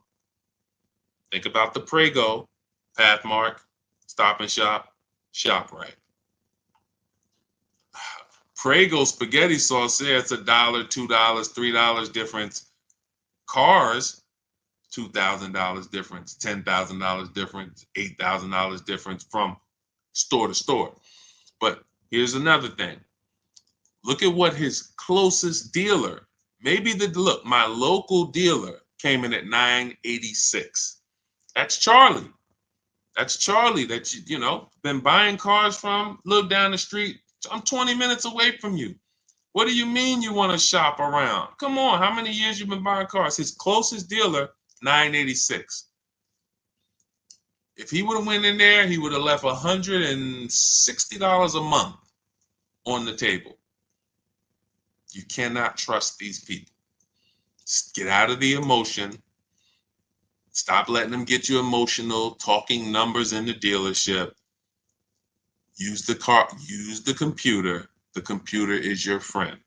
I'm going to tell you what websites to go to. Everything you need in terms of power is in your computer. This is the internet. If you can't sit at home, if I couldn't help you sit at home, have dealers bid for your business through email, and if you're shopping for a used car, going on websites and narrowing things down and then looking at the market and then pulling the original price. We haven't talked much about used cars on this stream, but pulling the original price of the car, that's step 5 in my system. You can't get a used car without knowing the original price. Let me say that. See, I'm also answering a lot of questions too. See, the reason why I do this too is because I see we'll have daggone 30 questions waiting, right? But I know as I go over some of this, people are like, oh yeah, that was my question. Oh, that was a question I was going to ask. I narrowed my search down on my used Infinity truck. I bought it about 2 years ago. It was 3 years old when I bought it. So I use in my book for my used car strategy, you're going to follow what's called the multiple marketplace strategy. We're looking at every marketplace for a used car. We hit a little bit about that earlier with Mike. He was asking about CarMax. You never want to shop one used car marketplace for a number of reasons. That's like you just going to Walmart and not shopping at Amazon, not checking Amazon, not checking Best Buy. You're about to buy a expensive item. So the when and I was when I narrowed it down, one of the things I noticed, and I never saw this before, but I knew it could happen. One vehicle that I was looking at on Carfax had a different price on cars.com. Now, I know how that happened because being in the dealership, when we update pricing on a used car, it doesn't hit every website the same time. So one of the things I'm big on, and I made a video about it, is you never negotiate on a car without seeing it online. So if you're looking at a car on the showroom and they don't have a price on it, that's a tactic. Never even negotiate on that. When you see a used car and there's no price listed, it's not online, don't negotiate on it because it's a tactic. We can make up a price and they'll just start, negotiating off a made up price. So, but I knew that they lowered the price, but it didn't hit this website yet. It hit this one first. That was showing 32, but this one was still up at 34. So I was like, oh, that's interesting. So if the person only shopped on cars.com, they're going to see the 34 price, right? Makes sense? Type $ if that makes sense. This is the reason why we always want to shop multiple marketplaces. One of the reasons. Now, when we narrowed this thing down, a lot of you end up with your top choices on a used car, right? It's pretty much what everybody does. You look, okay, I like these 4. That's where I was with the Infiniti. How you make your decision is very different than how I teach you to make the decision, because you usually just go with your gut or something like that. All right, well, these all look good. They got similar miles. Boom, pictures look good. All right, let me go see this one. Let me tell you why that's the bad choice. I got 4 Infiniti trucks. I'm looking at them. They're all white. I can see they're all similar miles. Lowest one's miles was 26,000. Highest one's miles was, what's up, Alex Barty? Maybe 36, 38, maybe. They're all in a mileage range that I liked, right? They're all white. And I'm like, okay. First thing we do is verify fees. First thing we do, verify fees. Some people are not going to charge this price. They're not going to honor that online price. Who's gotten to a dealership, they saw a price online, price looked good, they get in their car, you get in your car, you drove all the way there. When you get there, you found out it wasn't the price. Type me. I would tell you, if you're on your phone, type the mad emoji, because that just pisses you off. It's a waste of time. Last weekend, somebody just experienced that. Saw the price online, price looked good, got in the car, hey, I saw this car price online. You get to the dealership, that wasn't the price. Right? Look, all right, now we got the mad emojis coming in. That happens because they had no intention to sell the car for that. And it's based on, first of all, never do that again. Okay? Never do that again. And because that's why they do it. As long as people keep coming, they're going to keep doing that. So here's what we do. We always verify fees. Call, hey, may I speak to a manager? Hey, I see a car here. Just want to verify, besides the price online, what fees do you charge? Tax, title, DMV.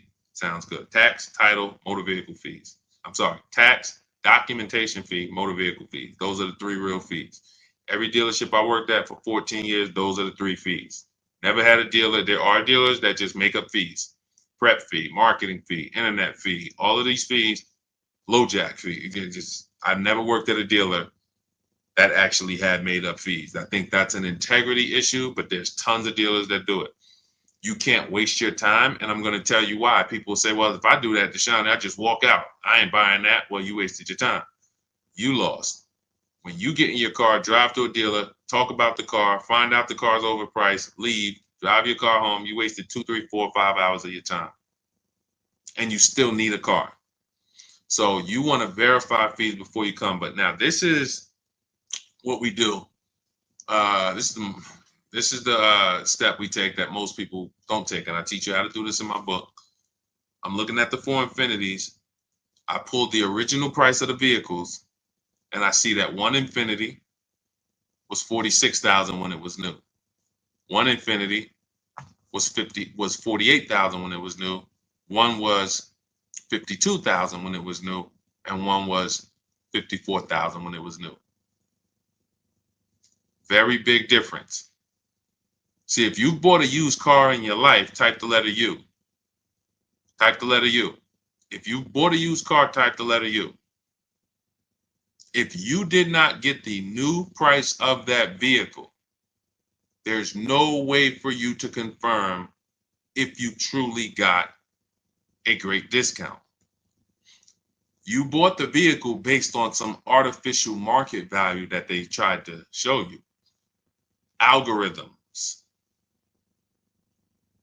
If I would have bought the vehicle that had a little lower price, $800 less, but brand new, it was only $46,000. I just passed on a vehicle with $8,000 more equipment in it, $8,000 more packages in it. This happens a lot with cars. You got special packages, sport package, special edition. See, the benefit to us doing this is when those cars come in, the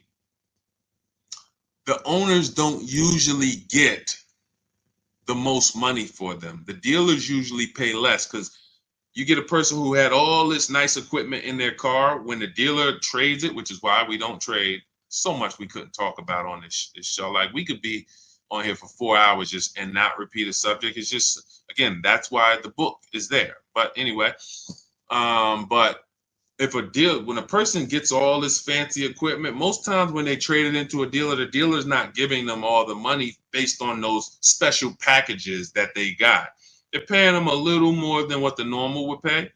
So when they resell it, they're selling it around the normal price, maybe a little more, but it has a lot more equipment. That's value.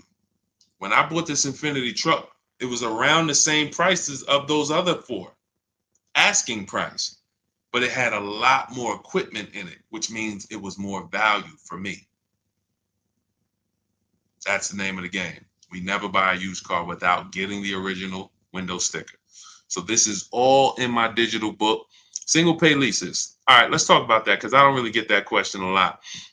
Single pay leases are, first of all, for everybody who, this is, if you're like, you've been on the stream we've been on an hour and a half almost. This is one, look, if you're like, Deshone, I'm not going to remember all of this. I would like everything, the blueprint. That is my new digital book, Cars from Home. 7 steps to saving time, money, and avoiding dealerships. It's currently 5-star rated. You can Google it, type that title into Google. You will see all the reviews on goodreads.com. It's normally $97. It's a digital book, so it'll be in your inbox in 3 minutes. But if you get to my welcome offer is 75% off. It's for 30 minutes. So you can get it instead of $97, you'll pay $24. If you get to my TikTok bio, my Instagram bio, the YouTube comments or the Facebook comment, there's a link there. And then you'll click the button that says special, welcome offer on book, 75% off. As long as you get there before the timer hits 0, 30 minutes, you can get it for $24. And make sure after you get the book, you screenshot the thank you page because it has my support team's email in case you type your email wrong. But also, as soon as you get the book, you'll see a link to open the book. You might want to just save it right to your phone or your computer right then and there. But I also email you a copy of the book. But we do have people sometimes, they're trying to get there before the timer goes and then they type their email wrong. So in case you don't see that book in your inbox in 10 minutes, email my support team. but get there before the 30 minutes is up, because even though the book's worth $97, I would never price a book at a price it's not worth. It's worth more than that. I could have did a $247 book. All right, my book's $247. People would know, God, that book's $247. I'm just gonna save some serious money using it, and you would be correct. But I said no, I'm gonna do $97, and then I'm gonna do a welcome offer, just because I want people to have the information. I don't want people to. I want the people to have the information. I don't want money to be a barrier. Oh, the reason I couldn't get Deshone's book and save the money is because it's $247. $97, everyone can get it, especially if you're buying a car. I also teach you how to do, our entire philosophy is based on no money down deals. So everything we shop for is money down optional. So we're going to get below market deals. All our leases, we shop with no money down. All our used cars, new cars, no money down. And that's how you should be shopping. Because when you go out and you shop with payments in mind, money down, that just confuses you. You think you got a good deal, but you're really just thinking about your monthly payment. So Kelly, you asking about single pay leases. So single pay leases and multiple security deposits, this is something I call advanced leasing strategies. So when you look, it's in my book. I have a section on multiple security deposits and one pay leases. Now, the purpose of these things is to buy down the interest rate on the lease. So if the interest rate is high on the lease, these options are going to make sense in some cases. And if the interest rate is low, then these options are not going to make sense. Now, you are comparing a single pay lease to a standard lease. Let me pull up somebody who uses our stuff, got a great lease deal to actually use as an example. Let's go. Oh, you know what? Oh, I actually have somebody who I taught who got a single pay lease. Where is Rosalie? Hold on. She didn't do a single pay lease. She did multiple security deposits. So where is Rosalie? Hold on. Okay, because I don't get this question a lot. This question, the reason it's advanced is because everyone doesn't have the additional disposable income to support a multiple security deposit scenario or a single pay lease option. So now, Rosalie, let me read her post. 2024 Infiniti QX60, MSRP $59,975. Said reached out to several of the lowest. Hold on.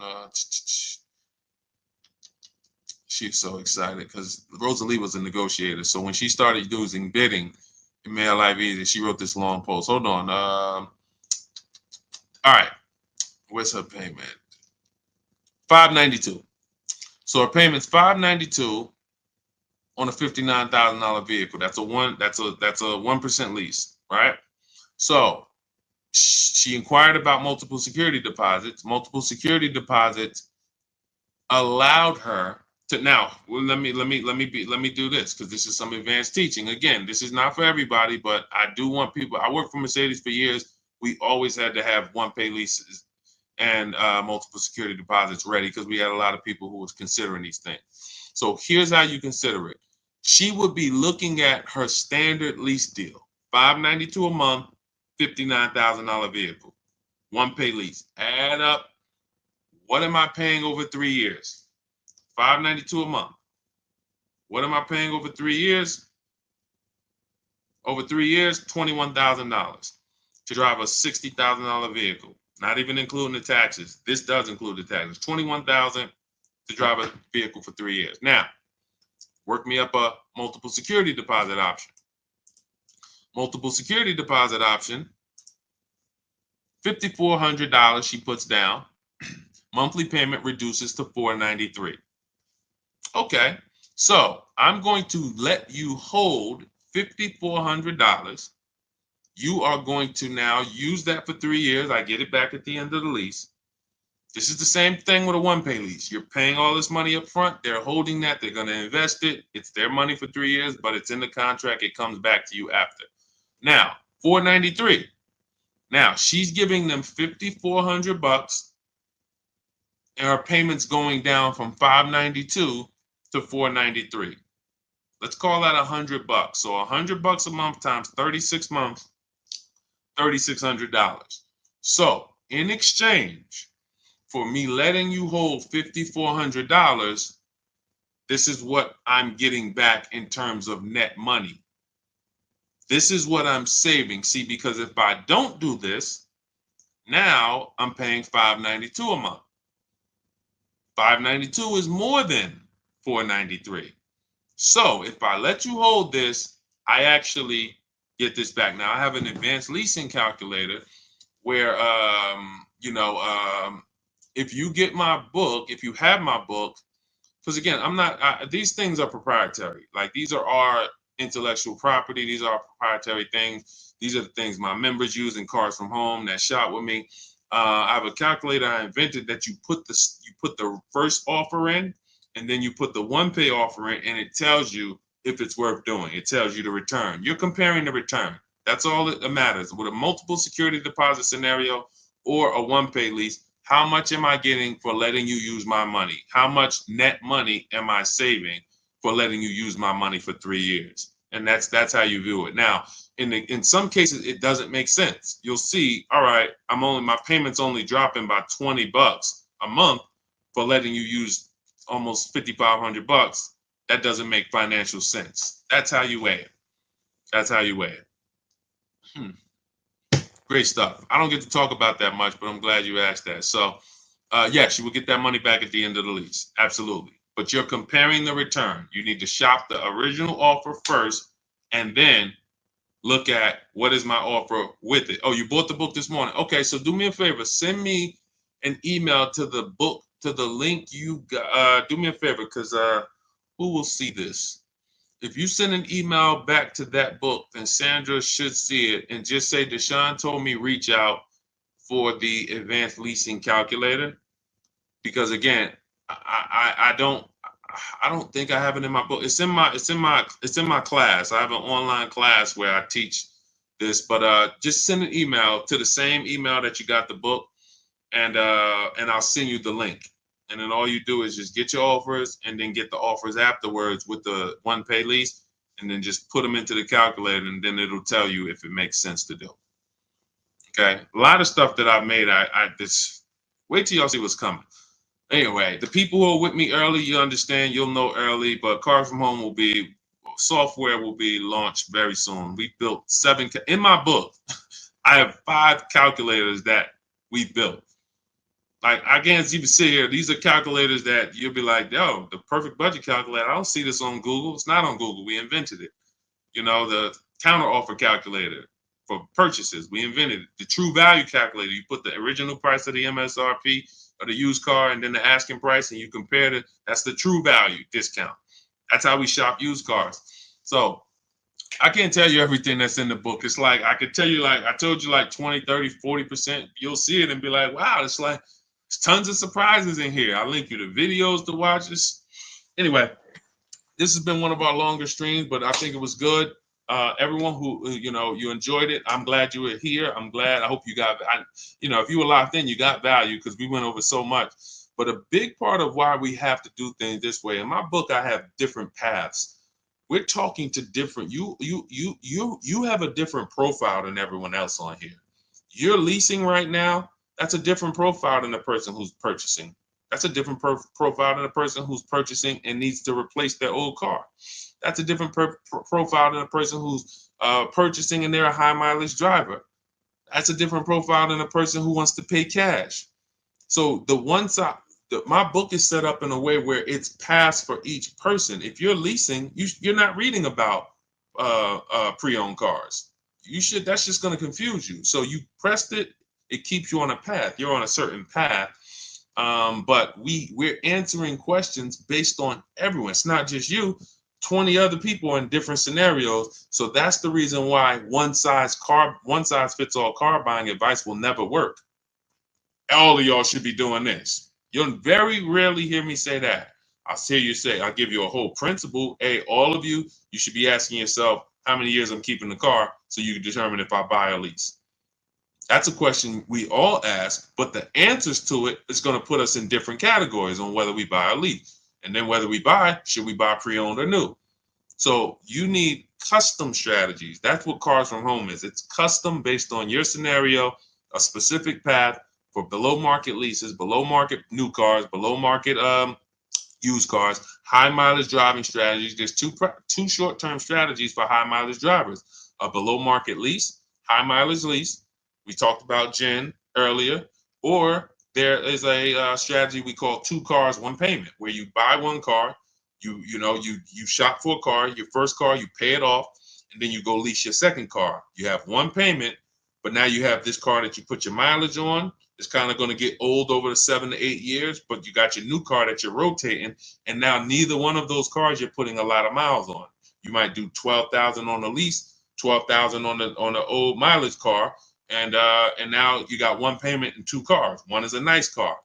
So these are things that, it's custom. That's why people win with what we do, because it's not a blanket approach. So all of this is in my new digital book. You can grab your copy for 75% off in my TikTok bio, in my Instagram bio, in the YouTube comments, or in the Facebook comments. Click those links and then click the button that says 75% off my new book. It's already 5-star rated. You'll have it in your inbox in 3 to 4 minutes. And make sure after you pay, as long as you get there before 30 minutes is up, you will have a 75% discount. You won't pay $97. It'll be $24.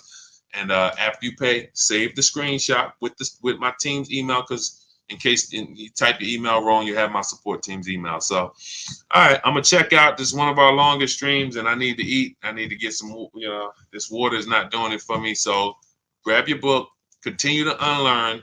I want you shop empowered. Step out of the old way. Trust the process. This is McDonald's here. Do not bring your strategy here. Leave your strat, bring your goal. That's all. Get your book, bring your goal, forget the strategies there. This is the McDonald's system. It says the fries, beep, beep, take the fries out, put 2 shakes of salt. Shake, shake. That doesn't mean 3. People will be like, hey, Deshone, I went to this website. I got the book. I went to this website, and it says, I looked at the lease deals. It says I need $3,000 down. When did you hear me say in the book, go to a website? Oh, you're right. Yeah, you're right. That's okay. Everyone, you just unlearn. Trust the process. You're bringing your old over here. You can't mix old with new. You can't mix. Look, Jesus said you can't put old. You can't put old. Old wine. What do you say? New wine and old wine skins. Don't mix. So when you come to our way, leave everything you learned about shopping at the door. Trust our process. Success is guaranteed. So thanks for chiming in. I'll see y'all on the next stream. God bless you.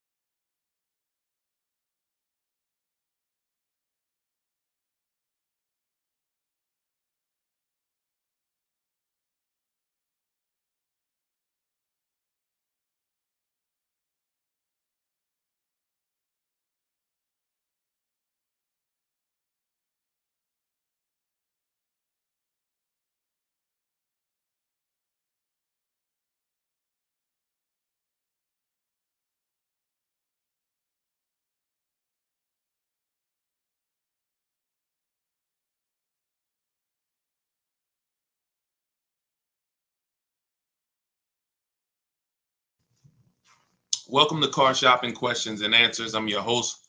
I'm known as Deshone, the Auto Advisor, publicly. If this is your first time ever joining a stream or seeing me, I want you to type a 1 in the comments. Welcome to the first time people. Welcome to the first time people. I always like to acknowledge the first time people and let you know what we do here. All we do is focus on teaching you insider strategies to pay less for cars than everyone else is paying. Most people are overpaying for their cars right now. They don't know it, but they're going to complain to you about it. They're going to say, oh, everything's high. Or, oh, man, there's no car deals out here. They're broadcasting this stuff. But we've been getting great car deals. I've been getting them since, I'm from the car business, but I've been helping people get great car deals since 2021. Through the pandemic, there's always a below market. And that's what you have to realize. I don't care what the market's doing. When the market's high, there's a below market price. Market comes down, there's a below market price. There's three prices that you can pay for any car. Any car you choose, there's three prices. Market value, that's what most people are paying, and that's what people negotiate. Negotiators pay market value.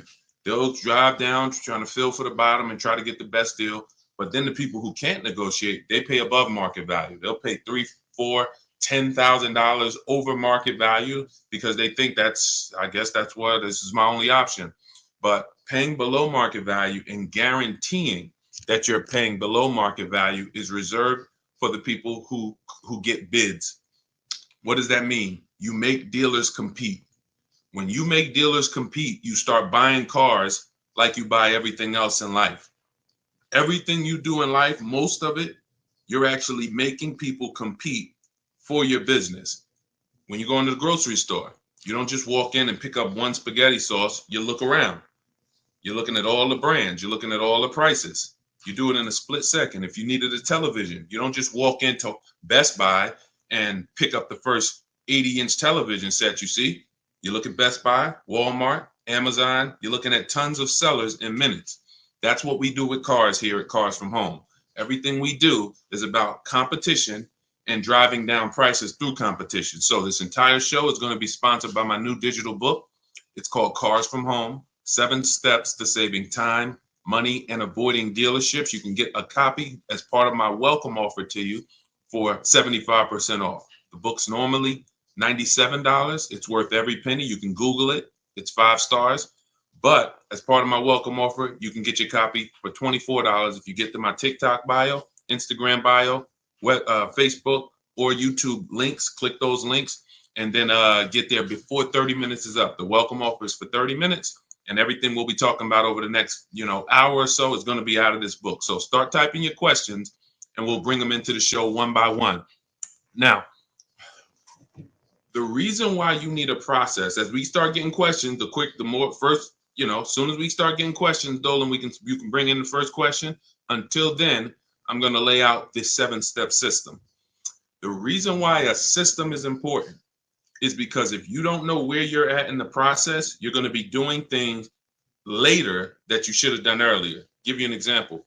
Most people have taught you should be trading your car in. Don't tell them you have a trade until after you've already went to the dealership, picked out a car, negotiated the car, and then agreed on a price, and then you spring your trade on them. We never do that, because what ends up happening is if you bring your trade in late, first, you wait all this time, you tie up hours and hours of time, negotiate, and then you talk about your trade in. Now you have literally, what if they don't give you what you want? And then you'll find out in our process, we never trade cars to begin with, because that dealer is never going to pay you what a buyer like CarMax or Carvana or Kelly's Blue Book Cash Offer or any of these big buyers who buy cars, like thousands of cars a week around this country they buy. So the reason a process is important is it eliminates you needing to think, what do I do next? What do I do first? So you'll see as we, you can bring in the first question, start typing your questions, and we'll get to as many as possible. Go ahead, Dolan, bring in the first question. What's up, Todd Eddington? Larry Young, good to see you. Trey 97, type your car shopping question. Lily, could you please advise on leasing or buying a utility truck? You want to look at depreciation. If you're making a decision right now, cars are depreciating like crazy. You had 3 years of cars not depreciating, cars appreciated. They went up in value. That's never happened before. So all through the pandemic, people's cars were going up in value. That's why you could buy a car in 2019, sell it in 2021, get all your money back. That's a once in a lifetime deal. Chip shortage. Some of you were in the market at that particular time. It hasn't happened ever. I've been in the car business since 2006. Never saw anything like it. But once I started seeing it, I started telling people, and you see some of my biggest videos on TikTok, 3 million views, 7 million views, 4 million views, was teaching people how to cash out. During that run, I sold my lease. I drove my lease for 3.5 years. I sold it and got all my money back. I got every dime I paid back, less about $1,200. I sold my Jeep for $10,200. My mother made $10,200 selling her CX-5 lease. And then, I made about 9,200 bucks. So we're looking at depreciation when we consider leasing, because you look at cars that are going down in value on a normal basis, but in the short term, you are going to lose if you're buying a car and you're only keeping it 3, 5, 6 years and you're going to replace it, because the cars are going to lose the most value in that time. Even if you buy a used car, some of you may say, oh, I buy a used car so it doesn't depreciate as much. True, but it's still depreciating rapidly until you get to 5, 6 years of ownership where it starts to cool off. So tying up all that money in these cars only to turn around and trade them in and do it all over again is not financially wise. Now, who was taught never lease a car? Let me kind of address, because as soon as you ask this question, Billy, you don't realize you sent a lot of sparks through anyone watching, because they automatically said, well, I'll never lease a car. They don't realize that they're overpaying like crazy because they're taking bad financial advice that's not tied to any numbers. They're listening to people who never explain leasing, never explain numbers, and never understand below market leases. So when you see these commercials that say, come lease this car with $4,000 down plus tax and fees, that's not a below market lease.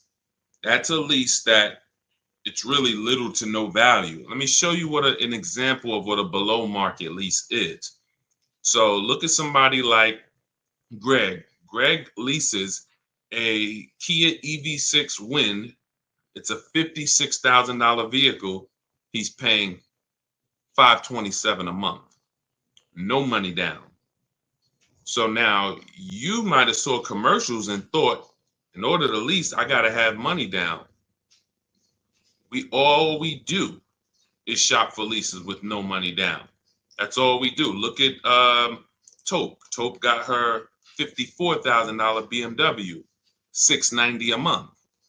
This is normally an $1,100 a month car. A $54,000 car is normally $1,100 a month. So these are below market leases. If you walk in right now and tried to lease any of these vehicles and just went to a dealer and said, hey, give me a lease, your payment's going to be a whole lot higher than what I just showed you. And I'm going to be showing you more lease payments throughout the next 45 minutes so that you can understand. If you walk into a dealer and say, get me here, they're going to say, oh, no, that's ridiculous. You need $3,000 down and this and that, because they're offering you a market value lease or an above market value lease. So the key to understanding leasing versus buying, Billy, is you cannot compare buying. You should only be thinking below market. If I get a below market lease, is it better than a below market purchase for me? And the key to understanding this is how long you're going to keep the car. If you can, I have a rule in my book. It's step 1 in my book. My book is 7 steps. Rule number 1 is the most important question. How many years are you going to keep your next vehicle? If it's not 8, then you should be shopping for a below market lease. It's not even a question, because you're going to pay thousands more than a person who's getting a below market lease over an 8-year period. Now, if you keep your car at least 8 years, you can start to win. But if you're keeping it less than that, a person who's getting below market leases is blowing you away. I leased my first car when I was 22. I went to work for GM, $256 a month, Pontiac G6. My second lease was on an Infiniti G25, 320. I want to say it was 320 something a month. It was 2012, so I don't remember it exactly. But then I leased an Infiniti Q50. As soon as it came out, the Q50, beautiful car, 2014. I got it for my wife. It was $340 a month. I want to say around $340. This was a $43,000 vehicle, 44.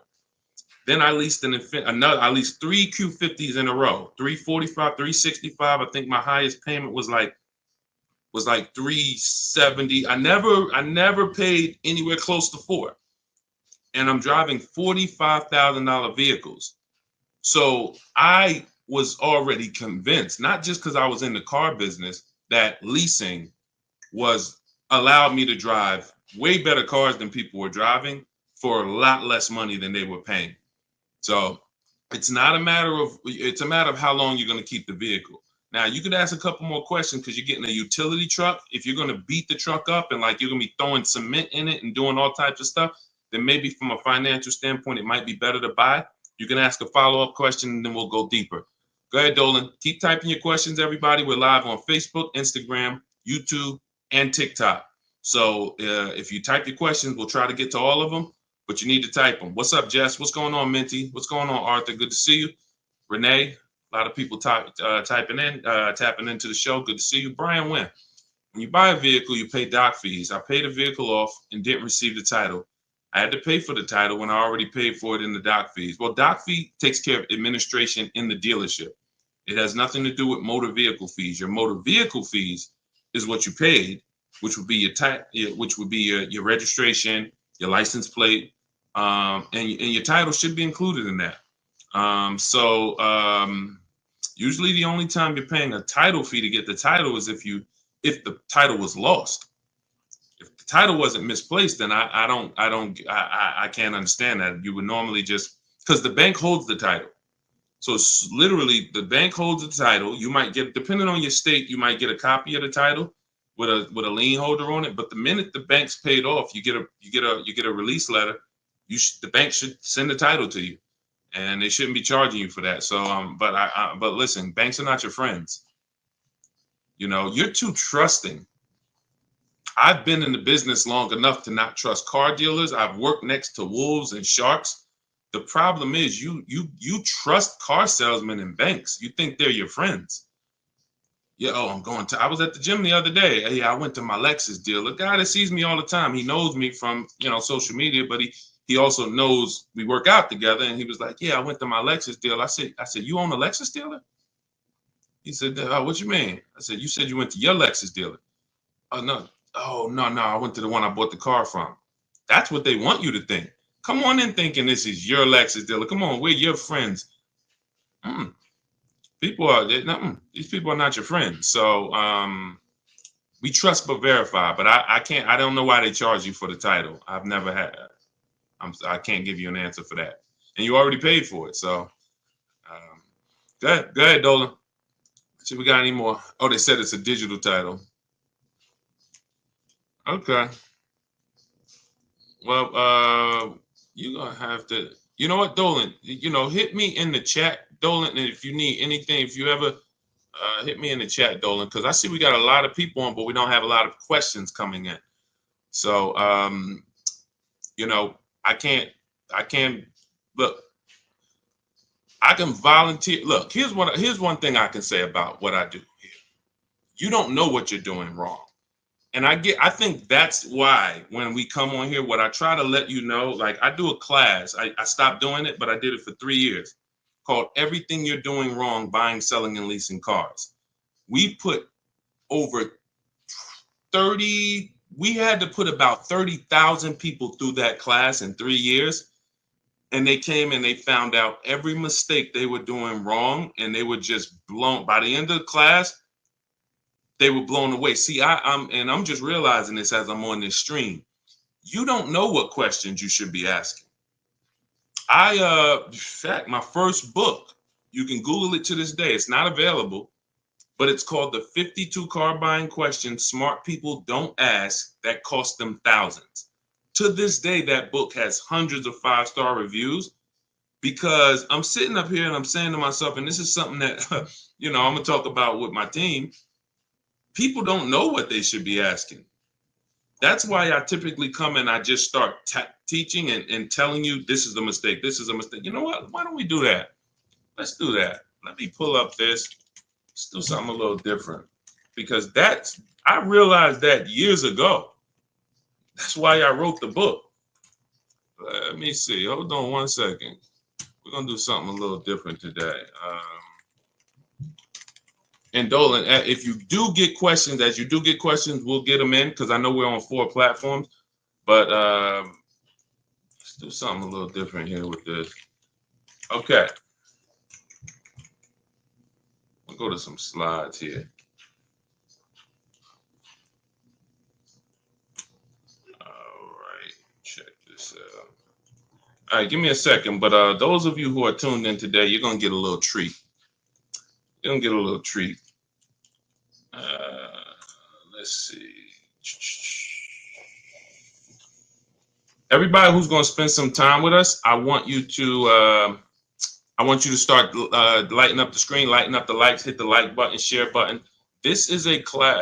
We're getting ready to do something.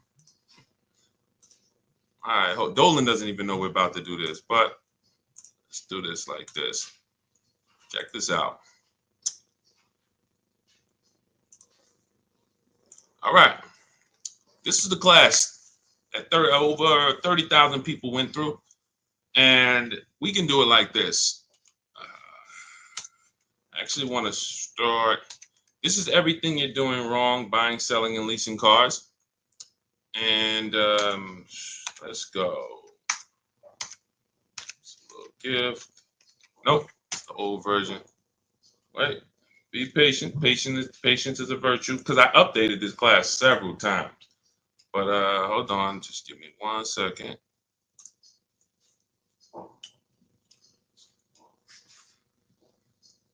There we go, July. All right. When leasing a car, how should I go about negotiating a deal that suits me? Bids. You want to do it your way? Call, get 5 bids from 5 different dealers. You're going to see they're all different prices. All different prices. If you want to, I'm going to lease a Nissan Altima. You talk to 5 dealers. You want to do it your way. You want to talk to people, call 5 dealers, get 5 different prices. You want to do it my way? We have a process. It's all email. You use my scripts. We email 25 dealers to get 5 prices. Everyone who you're going to see that we've worked with has always gotten at least 5 prices before they make a deal. But let's go here. Let's have a little fun today. Hold on. And I'm gonna zip through this, but all right, here we go. Can everybody see my screen? I want you to type yes. Let me know ones in the chat if you can see my screen. Let me know if you can see my screen. Ones in the chat. Can you see? Oh my goodness, we can't. TikTok, you can't see this. Let's see.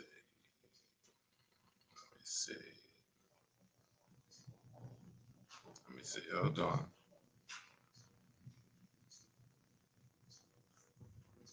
All right, check this out.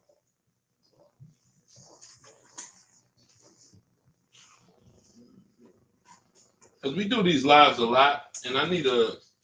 We got to change the flavor a little bit. Hold on. I can't do a widescreen like. I'm trying to give you guys the experience, but hold on, Miss Lanice, I know I need a.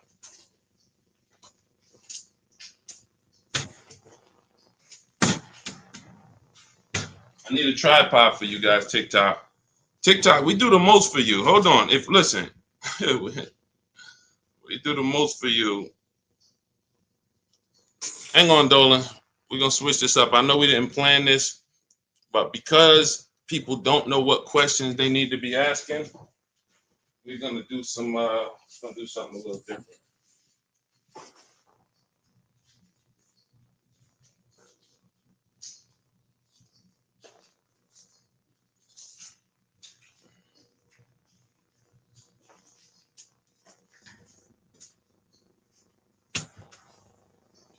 All right. Those who want to learn, stay on the line. If you're impatient, you could jump off. I'm not here to twist anybody's arm to stay with us. I don't care if it's 5 people that stay on. The 5 people will get a treat. I can only help who I'm destined to help. I can't. So those who stay on, you'll win. Those who don't, God bless you. Figure something else out. But let's go here.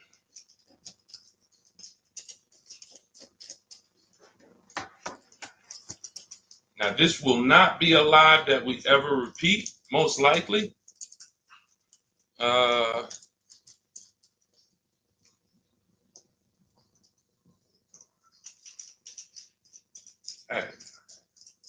I'm making me work today, boy.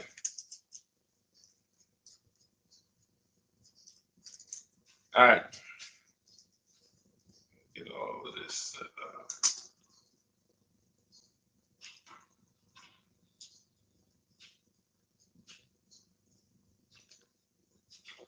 All right, I'm restarting TikTok. Anybody who wants to jump back on, jump back on. I'm restarting this, and then we're gonna start this class. So I'll see y'all in 1 second. Serious people, I'll see y'all in 1 second. All right, Dolan. We're gonna ready to start. Let me restart TikTok. That way we can we can do what we do. And I'm actually gonna name this car shopping class.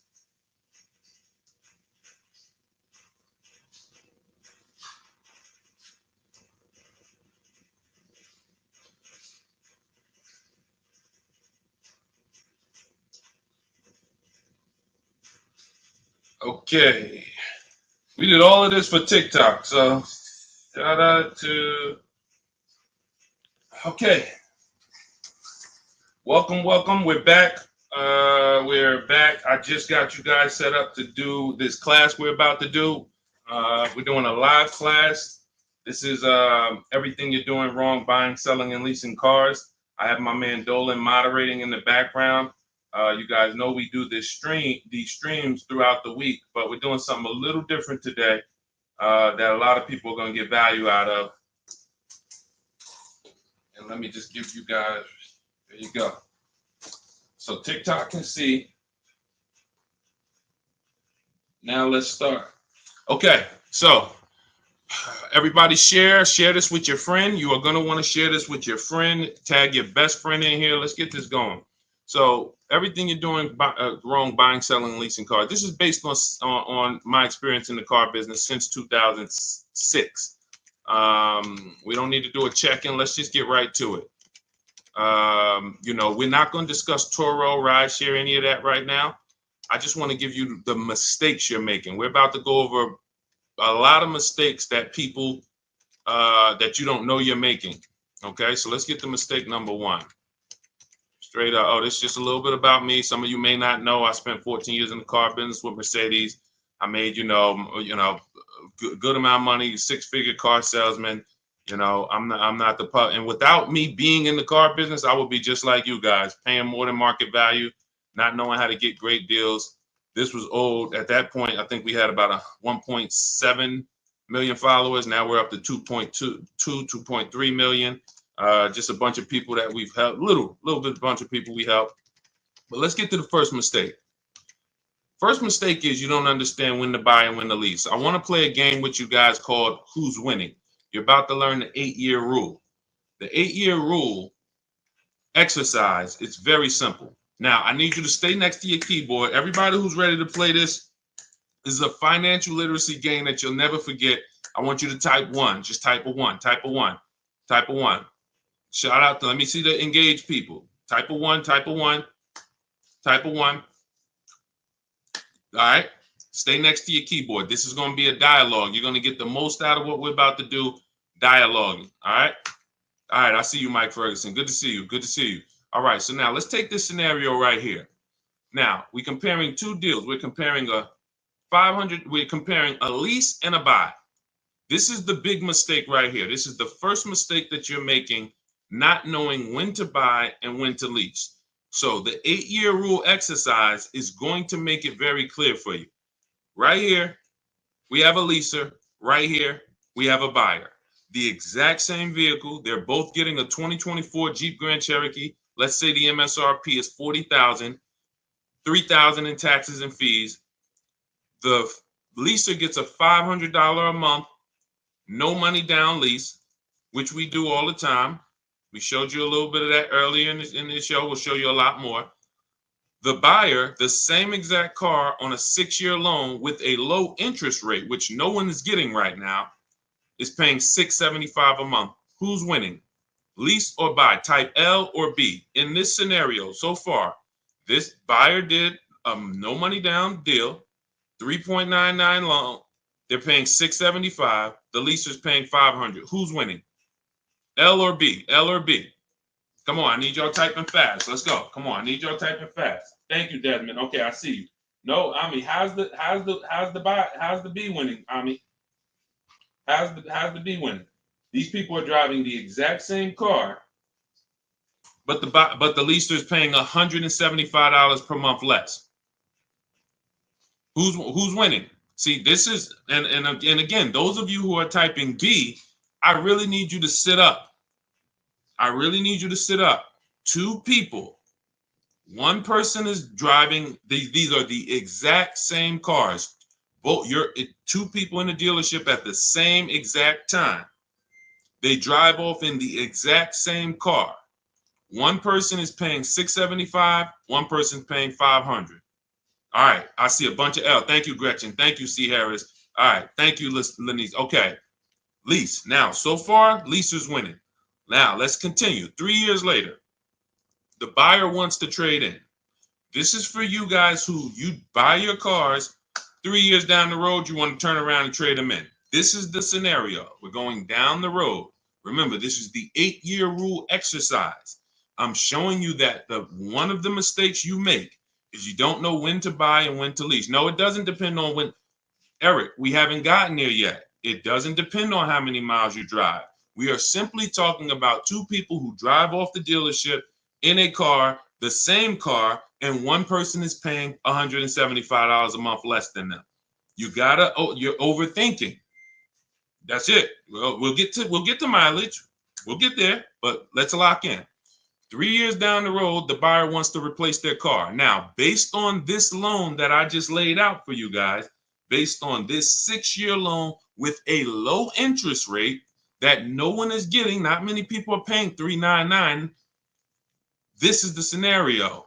The buyer is going to owe $23,000, $23,400 when they get out of this, when they want to get out of this vehicle in 3 years. Now, a $40,000 vehicle, is it fair to say that the value of a $40,000 vehicle after 3 years would be about $24,000? Is that fair? Type fair if that's fair. Type fair. $40,000 vehicle, brand new, 3 years old. You want to trade it? You want to sell it? Let's say we could get $24,000 for it. Is that fair? Type fair. Type fair. Let's go. Shout out to the people. I see you. Thank you, Lonnie. Thank y'all for hitting those likes on TikTok. Thank y'all for running those likes up. Now, so the buyer wants to get out. Now, if the buyer wants to get out, you have $24,000. Listen, the buyer owes $23,400. Their car's only worth $24,000. How much are they making? Look how much the buyer paid. The lease person is $175 per month richer. If you were the leaser, you're $175 per month richer, $2,100 a year richer than the person who bought. Look, so now in this same scenario, this is what the buyer needs to catch up. The buyer must make $6,300 to be able to break even to what the lease person paid. If the buyer does not make $6,300, they overpaid. They paid more than the leaser. But in this scenario, we just all agreed that a fair market value for that car would be $24,000. The buyer's only going to make $600 when they sell the car. And this is why you go to trade your car in 3-4 years. You're never happy with what they're giving you. You're never happy. Oh, my car's only worth that, because you know you paid all of this money. So in this scenario, who won so far? B or L, the buyer or leaser? After 3 years, who's won? Buyer or leaser? B or L? Come on, I need y'all to treat me. See, when we did this class, we do these classes, people engage. We get people engaged. I know it's probably, depending on what time it is, you might like Deshone. I didn't know I was about to do a car buying class. Well, you're doing one. So let's lock in so that you can protect your money, because it's a lot of people out here that want to take your money, and we want to make sure that that money stays in your bank account. Okay, so far, 3 years down the road, leaser's winning. Everybody's typing L. We can see the lease is winning. So now, what if the buyer had an accident? If the buyer had an accident, is that car worth $24,000? When they go to replace it in 3 years, is that car worth $24,000? No. They'd be lucky if they get $21,500. So now they're in a negative equity situation. Not only are they not going to make their $600 when they trade it, they're going to have negative equity. So if a buyer wants a new car, they have to pay the difference or carry that $1,900 negative equity over to their next car, which is what a lot of people do. A lot of people will literally keep rolling negative equity from one car to the next car, negative equity from one car to the next car. This is why I can help you get out of negative equity. But if you don't understand the cause, you're going to always be in negative equity. The cause is you should be leasing, but you continue to buy. So every time you take a negative equity situation, look at this line. You are literally paying for your old car in your new car. That's the formula for negative equity. You buy cars and you trade them in. Now, let's say the buyer says, nah, I don't want to, I'm going to just keep my car a little longer. Now, after 3 years, check this out. The leaser upgrades. The leaser upgrades, goes get the 2027 version. Full warranty, $500 per month. Leasing, see, the thing about leasing, I told y'all what I paid for my Infinities. I laid out my Infinity leases that I got from 2012 to 2018. I got 3 vehicles. The payments didn't change much. The payments changed about $40 from the first one to the last one I got. Leasing is going to be about the same because below market deals continue to be about the same. So the person who's leasing, they're going to upgrade. Right when their warranty was about to expire, they go to upgrade. Now look at the buyer. The buyer, 3 more years of payments at $675. The vehicle is 3 years old. Warranty expired. We're not talking about buying an extended warranty and putting more money into the car. I'm talking just apples to apples, no money down deals. Neither one of these people are putting more money into their car. The warranty has expired. That means the buyer is on their own. Let's continue. Now, after 6 years, because remember, I'm going to take you down 8 years. What you're learning right now is the 8-year rule. This is how I created in my book. Literally, as soon as you get my book, you open it up. Step 1 is the 8-year rule, which is helping you know when you should buy and when you should lease. The 8-year rule journey is what I'm taking you through, and this is how I created it. So now we look at the 6 years. Let's look at the situation after 6 years. The leaser is now finishing their second lease. They're ready to upgrade to the 2030. Again, full warranty. Now the buyer has a paid off vehicle at this point. 6 years old, was originally $40,000, but look where their financial position is. They are $12,600 poorer than the leaser in payments alone. Just in payments alone. Now we look and we say maintenance, tires and brakes. Let's say over 6 years, they got to replace tires twice, maybe brakes twice. Let's give it about $2,000 in maintenance over a 6-year period. $14,600 poorer. Who's winning so far? Type L or B. For those of you who just jumped on, we're going over when you should lease and when you should buy. You're learning the 8-year rule. People are engaged. Who's won so far? We're up to year 6. Leaser or the buyer? L or B? L or B? Yep, I see you, Desmond. L. Yep, I see you. Who's won so far? Let's go. Everybody, I see you, Michael Coleman. L. John Miziak, I see you. L. Okay, everyone's clear. Mike Ferguson, I see you. L.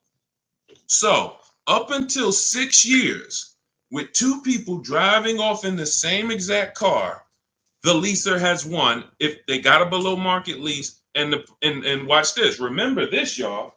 What's the interest rate I use for that buyer scenario? 3.99, which means I'm being very, very conservative, meaning we are being super conservative. If this buyer had a 7% interest rate, like most people, these losses would be a whole lot more. So now, this buyer now needs to, let's say this buyer says, all right, I'm ready to sell my car now. I'm ready to get a new one. I paid off this thing. I just spent 6 years making these $675 payments. Now let me go and do it all over again. Let me sell it. In order for them to break even, they need to get 14,600. Now, a 6-year-old Jeep Grand Cherokee that was originally $40,000 that has 70,000 miles on it. Do we think that we think they could get 14.6? We think they could get 14.6? I think so. I think if they didn't have too many accidents, I think 14.6 might be, what would you pay for a 6-year-old Jeep with 70,000 miles? You know what I'm saying? You might pay like, all right, 18,000, 6 years old. That's like you going out right now and buying a 2018 Jeep with 70,000 miles on it. You're not going to pay 20 grand for that. So maybe he can break even. Look, Michael said, 12.5. That's not unrealistic, Michael. Because now what we're doing is, look what we're doing, which is a bad position to be in. We're hoping we can get 14.6 to break even. But the important part to understand is even if you get the 14.6, look what you drove and look what they drove. So, okay, let's move on a little bit more. Let's bring it a little bit more. Let's say they get 14. If they had 2 accidents, you're going to be right where Michael said. You're not getting 14. They're going to get 12. Now they paid. Not only did they not drive a quality vehicle like the leaser, they actually paid more for that privilege of driving a worse vehicle with no warranty and doing the maintenance and all of this stuff so that the leaser didn't have to do. So, and like I said, this is right where many people sell this vehicle and go right back into another 5 or 6 year loan and do the entire thing all over again. All right. Now, so if you were the leaser, let's summarize this. You paid less every month. After 3 years, you drove the better car for less money. You were always under warranty. And we're not even going to talk about if you invested that surplus money into a mutual fund. Because people say, oh, well, people who lease are not into like investing and like saving for. No, you have. Look, if I'm paying $100, $200, $300 a month less than you, I can use that money to actually put it into the stock market and gain something versus having that money in my vehicle and miss those years to be able to invest. So now, if you were the person who leased, that's an interesting scenario because in my class, listen, we put 30,000 people through this class in 3 years. I get into finances. So I show them what, if they invested it, what would the gains be? So we'll skip that part. All right. So now let's talk about when do things really change? Deshone, is there a point when the buyer starts to win? Yes, there is. If the buyer kept the vehicle one more year in this scenario, the leaser is going to pay an additional $6,000 because the leaser always has a payment. And this is going to give the buyer time to catch up. Even though the buyer has no payment, that 7th year, it could be a toss-up. Because again, you've paid so much money, that 7th year is going to be a toss-up if you're going to break even. That's why it's the 8-year rule. When you get to year 8, when you get to your 8th year of ownership as a buyer, you come out ahead. Even with the maintenance, you come out ahead. So the 8-year rule says if you don't keep a vehicle at least 8 years, you want the least amount of money coming out of your bank account, you lease. We're clear on this? This is a new car versus lease scenario. Clear? Clear? Clear? Type clear if you're clear. Type clear if you're clear. Okay? Type clear if you're clear. Now, check this out. Everything that you're learning is inside my new digital book. It's called Cars from Home, 7 Steps to Saving Time, Money, and Avoiding Dealerships. It's normally $97. This is just step 1. The leasing versus buying is step 1. My book is normally $97. It's 5 stars. You can get a copy of it by going to my TikTok bio, my Instagram bio, the YouTube comments, or the Facebook comments, and you'll get my welcome offer, which is 75% off, but it's only for 30 minutes. If you visited the site and that timer started ticking, once it gets to 0, the book is $97. So if you don't want to worry about learning any of this, or you want to avoid all of these mistakes I'm going to be going over for the next couple minutes, go grab your copy, come back to the stream before that timer hits 0. Again, in my TikTok bio, the Instagram bio, Dolan posts a comment in the YouTube and the Facebook comments. Go grab your book. It'll be in your inbox by the time we finish class, and you'll have my blueprint for getting below market leases, purchases, new cars, used cars that you can use for over and over and over and over again. Okay, go get your book. Let's get back to the show. Let's get back to the class. So when people ask me, Deshone, where'd you come up with the 8-year rule? Now you know it's based on math. It's based on depreciation. It's based on resale value. Okay. Now I know what a lot of you are thinking, so let's continue to go there. And then again, this is the goal. If your goal is to keep your next car between 8 and 20 years, who has a vehicle that they've had for more than 8 years? Type the number of years you've had it into the chat. Because people might be like, Deshone, nobody's keeping a vehicle 12 years anymore. Listen, you're about to find out. Look at the chat. I guarantee you, you're going to see some people in here that got vehicles 10 years, 12 years. Sometimes we get people 16 years. Again, you're just realizing, Deshone, that ain't me. And that's fine. Look, Shay has her vehicle 22 years. Look, Enrique, 13 years. Melanie, 11 years. Look, Desmond, 9 years. Michael Coleman, 10 years. I see. Look, so understand that if you're on this side, when you are talking to your family, your spouse, yourself, your child, and you're like, okay, what's the first thing we need to decide? How long are you keeping in that car? But realize your values are not your children's values necessarily. When you ask your child, hey, we're going to get you a car, how many years you want to keep it? Some children long term, I keep it till the wheels fall off. They're like you. Fine. You buy it. But if they're not good, I'll probably keep it a couple years, 3, 4, 5 years, then you should be leasing. Tons of people buy their kid their first car, pay $400 or $500 a month when they could literally instead of paying $400 or $500 a month, they could be like, just got a $365 a month lease. And I had a friend tell me this. He was like, Deshone, after I learned this, my father bought me my first car, and I was literally like 20, and I was paying $450, almost $500 a month. He would help me with the payment, but it was more money than I really wanted to spend. I should have, and he's like, you should have, hold on, let me see. Look, right here, India, use our system. She used the stuff in the book that you're going to learn in my book on how we get bids for leases. She gets a Hyundai Elantra Limited that has the leather, has the bells on. Look, $365 a month, no money down. So your first car could have been that instead of it being a used car. So that's why this is the rules. All right, let's continue. So now, mistake number 2, because that was only mistake number 1.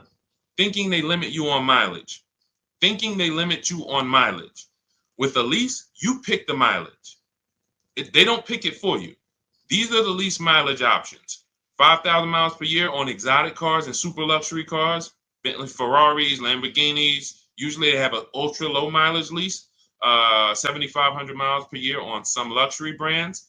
And more people are offering low mileage options now, not just some luxury brands, but 10,000 miles per year are most brands.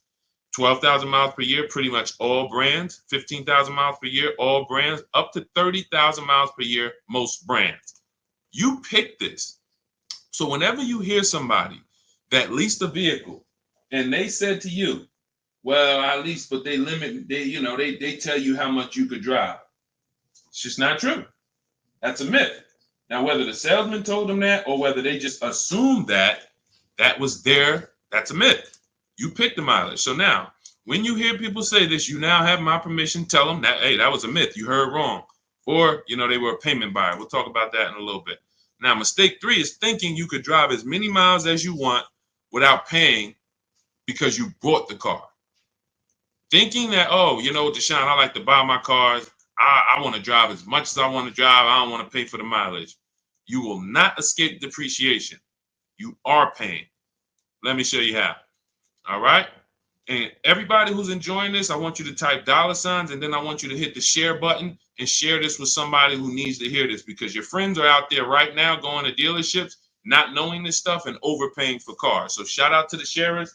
I appreciate you. I see you. All right. And your best friend's going to be mad when they find out you learning all this. And then they come to you in a month and tell you, man, God, I just got this horrible car deal. And they're like, oh, you don't know Deshone? You should have followed this guy, Deshone. And they're going to ask you, well, how long did you know about him?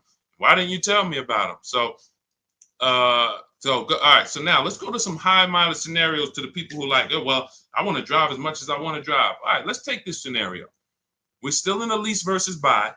$750 a month for a high mileage lease. So instead of that old $500 payment, we're just going to assume, and it's not usually that much, that this person went from a 12,000 mile a year lease at 500.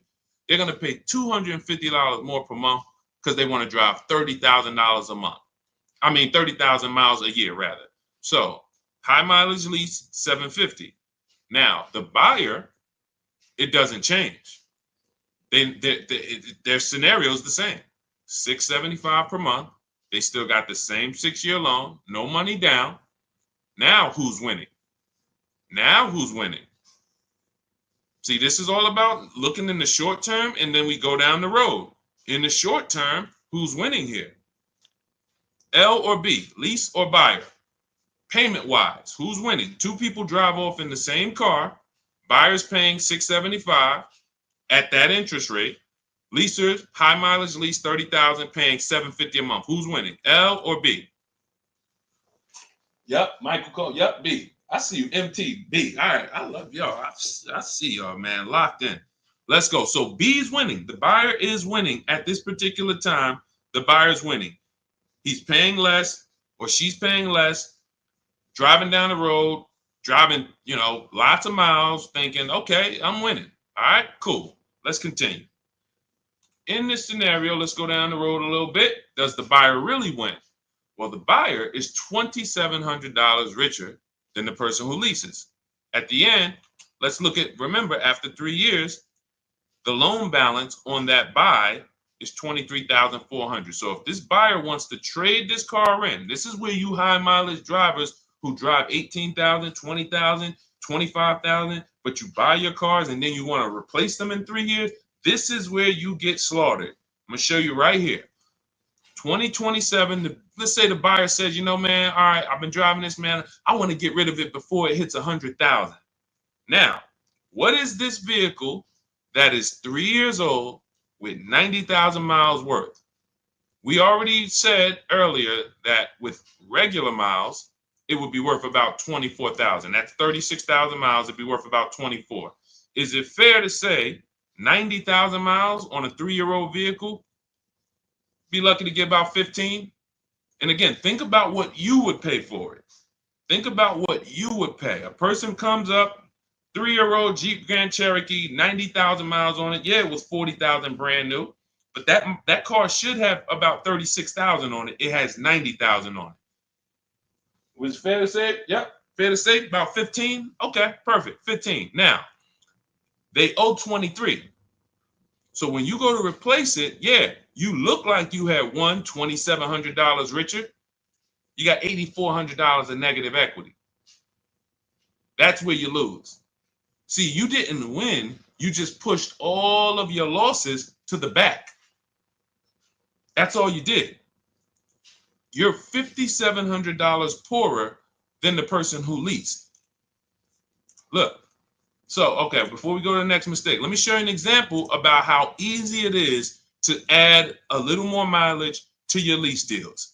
Very simple. Look at Jen. Jen leased. She got her Honda CR-V hybrid. She used our system, everything you'll learn in my book on how to get bids for leases, to get below market leases. She gets her $39,000 CR-V, $512 a month, no money down. That's what's called a 1.3% lease. Her payment is 1.3% of the MSRP. Now, she then upgraded to the 18,000 miles per year for $563. Literally, she went from $512 to $563, $50. She's able to drive instead of 12,000. Instead of 12,000, she's able to drive 15,000. Hang on one second. Let my wife see, because nobody could call me unless it's my wife, and she doesn't know I'm live. So hold on. All right. So thinking you can drive as many miles as you want because you buy, in the long term, you're fine. But in the short term, you lose. Okay? Are we clear on this? Is everybody clear? Now, what we're gonna do next is we're gonna wrap up this with a used car scenario.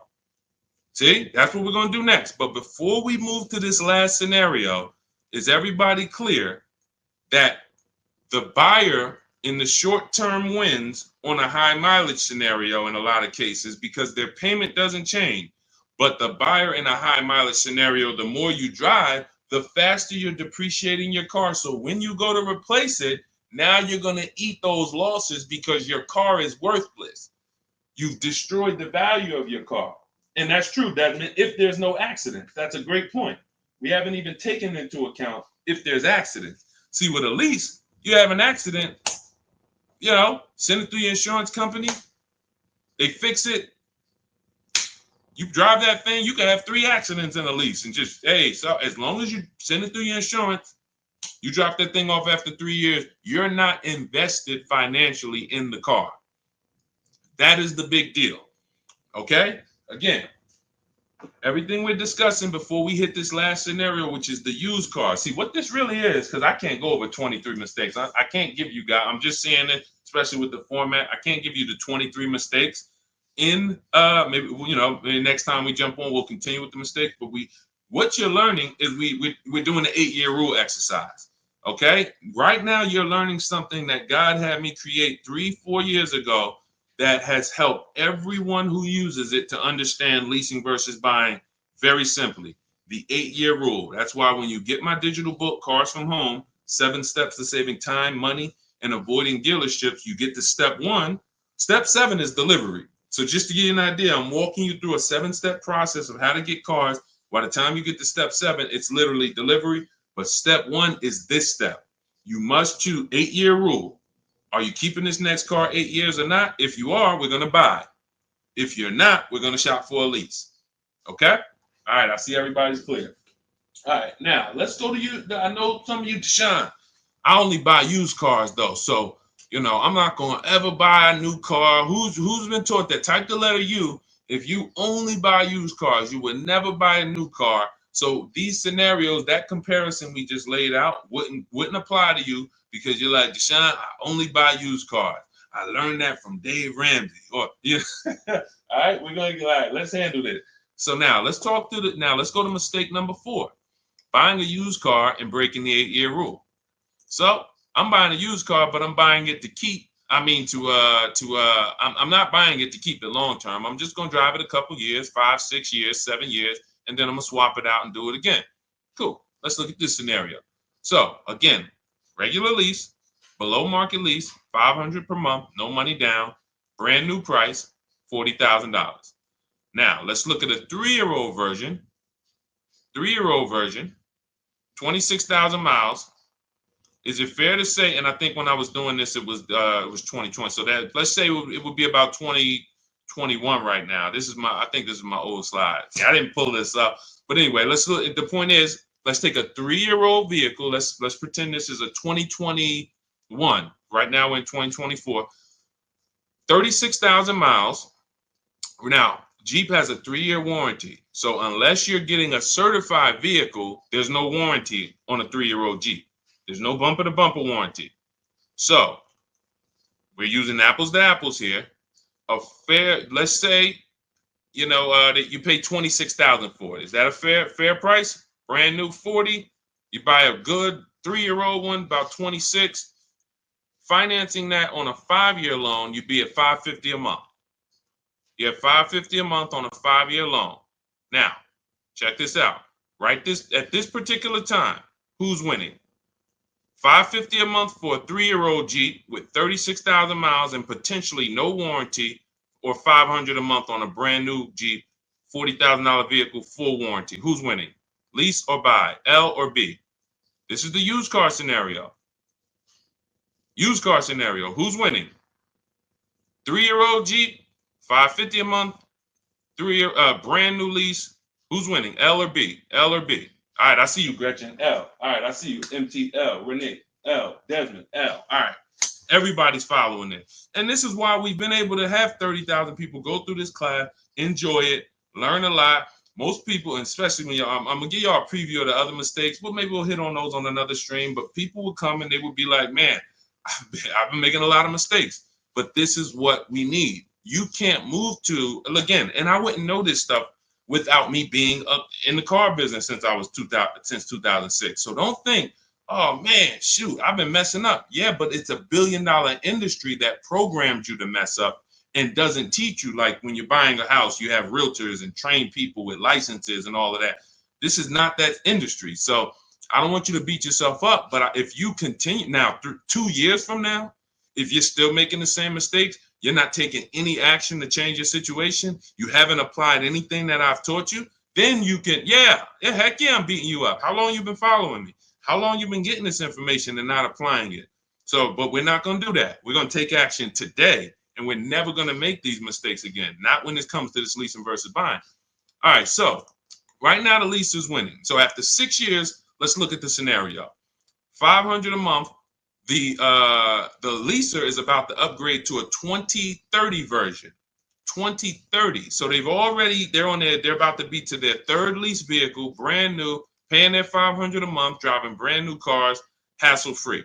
Now, the buyer has a paid off 9-year-old vehicle.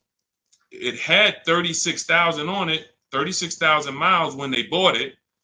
Now, we literally have let's say at 12,000 miles per year, that vehicle would now have 106,000 miles and it's 9 years old. $3,600 poorer in payments. They paid $3,600 more to drive an older vehicle with no warranty. After keeping it that long in an older vehicle, we're going to give it about $4,000 in maintenance. And that's just, again, brakes and tires. Let's just not even assume things go wrong. See, I know you're probably thinking, well, Deshone, something breaks. You being real generous. Yes, I am. Because I don't want people to think, oh, he's gearing us toward this. No, I'm just saying maintenance, tires, and brakes replaced twice. $4,000. $7,600 poorer than the leaser. $7,600 poorer, and you drove a worse vehicle. Now, the buyer needs $7,600 to break even. Will they get it? 9-year-old truck, 106,000 miles, no warranty. Maybe they'll get it. Maybe they'll get 10 grand.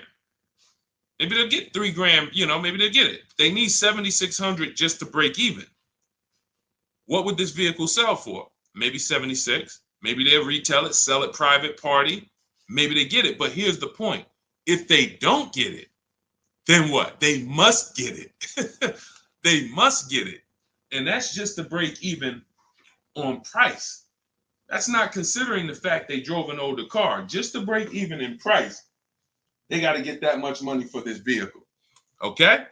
So what did you drive for the same money? Old vehicle, 5 years with no warranty, same money. If they can get it. This is the point. Don't break the 8-year rule. Numbers do not lie. No more. Listen, from now on, there's no more, hey, should I buy, should I lease? This is the anchor. Okay? Now you can have both in your household. Me and my wife, I would always get a lease vehicle for her. And then I always kept my vehicle for 7-8 years. And then I stuck because I would buy older vehicles. And then before I learned the 8-year rule, I would keep them by Pontiac. I had about 7 years. Then I sold it to a friend. So I would normally buy, and I bought a Mercedes, used Mercedes that I was going to keep forever, but then it got totaled. So there are situations where things happen and you do plan on keeping a vehicle, but you can't. But when we're buying, we are keeping, and you can have a person lease. So type got it if you got it. Type got it. Type got it if you got it. Type got it in the chat if you got it. Okay? Now, I want to be clear. These are not all the mistakes. You got the 3 pillars of great car deals. Look, who you buy your car from, second pillar. Who you get your loan from, third pillar. Who you sell your old car to. That's mistakes 5 through 7. Then you got, we separate these. That's mistakes 5 through 7, 3 pillars. And then look, who you gonna, hold on. Mistake 9, shopping with down payments. Big mistake. See, I don't want to go over this because we will literally be on this for a long time. And we just, and I just didn't plan on, had I planned on, breaking out maybe hour and a half to do this, then we could do it. But these are the mistakes. Now, how could you avoid these mistakes? Very simple. Grab my new digital book, Car Shopping for, this is car shopping for people that hate car shopping. But look, hold on, buying your lease out. Look, buying your lease out. Most leases are 3 years. 4-year leases are horrible. We do not do 4-year leases. Lease buyout loans for lower payment. For most people who want to buy their lease, they're going to take a loan out. And the reason they want to take a loan out, they want a similar payment. So if they were paying $500 a month on the lease, they want to pay $500 a month or less when they buy. So they take a 6-year loan. What they end up doing is 9 years. Look, 3 years to lease, 6 years to buy, 9 years, 108 months they're paying on the same exact vehicle. And listen. So let's go more. Look, being a payment shopper, these are all mistakes that we were going over in this class. Taking loans that are too long. In my book, I have something called the Rule of 72 on the 10th birthday. Look, you should not, a 3-year-old car, your goal should be to pay off the car before it turns 10. That's when things go wrong. That's when you should be putting money to the side for maintenance and upkeep. But if you still have a car payment, you are going to be in trouble and you're taking a lot of risk. So I can't tell you, most of the people who have horrible car experiences, car broke down, they still owe the bank, transmissions out, they still have a payment due, but they can't they can't drive it. This is how they get repos, and this is a huge mistake that a lot of people make. And then we have not knowing how to get rebates, not knowing how to find the best price dealers. They want to negotiate fake fees. Deshone, what about all these dealers that have fake fees? How do I negotiate them? You don't buy from them. You buy from their competition, who not only don't they have fake fees, they actually discount cars. You don't negotiate with someone who has $4,000 or $5,000 of fake fees, because now they're going to take off the 5. You think you won, good, I got them to take off all the fake fees. But you didn't realize another dealer would have taken off not just the $2,000-$3,000, maybe more. So again, these are the mistakes that literally you will avoid. But now let's go. Rebates, finding rebates. There's all types of rebates too. There's conquest rebates on new cars, loyalty rebates for leases, customer cash, lease cash, military rebate. How do you get these? By making people bid. You can't walk into a dealer and say, hey, do y'all have a conquest rebate? How much is it? They can lie to you. No, we don't have one. But, listen, where are you looking to pay? People don't know how to get the rebates. And look, I remember I sold the Maybach when I was at Mercedes-Benz. You may know it as Maybach. The vehicle had a $20,000 rebate. A $20,000 rebate. Deshone, is it rebates that big? Well, let me give you an example. Look at Sean. Sean got an F-150 Lightning. Look, shopped around, used our system, used the same things you're going to be using in my book in the step-by-step process. $73,000 vehicle, $15,500 rebate. Now, he didn't just he couldn't walk into a dealer and get that deal. He stayed at home. He got multiple bids, and the best dealer literally not just gave him the $15,500 rebate, took off another $4,990 for him. Give you another scenario. So you don't think, look, Milligan got a Mercedes just a couple days ago, $79,000, and I know I can't zoom in on that, $79,000 vehicle that she literally got for, hold on, let me show you this. TikTok, you can't see this. Look at this. $79,000 vehicle, you can see right here. Look at the rebate. Look at the discount. She got a $20,000 discount, $7,500 rebate. So some people walk in that they want to buy electric cars. Deshone, I want to buy an electric car because I want to get that rebate money. Yeah, when you think about the rebate money, what about the discount? What about the discount? That market is soft. The electric car market's very soft. We got people getting $8,000, $9,000, $10,000, $15,000 off the price. So this is the stuff that you don't know how to get. These are the mistakes you're making. And then we wrap up here. Let me wrap up, because even in the class, I couldn't go over all the mistakes. So I kind of did a summary of it. Returning your leases instead of selling them.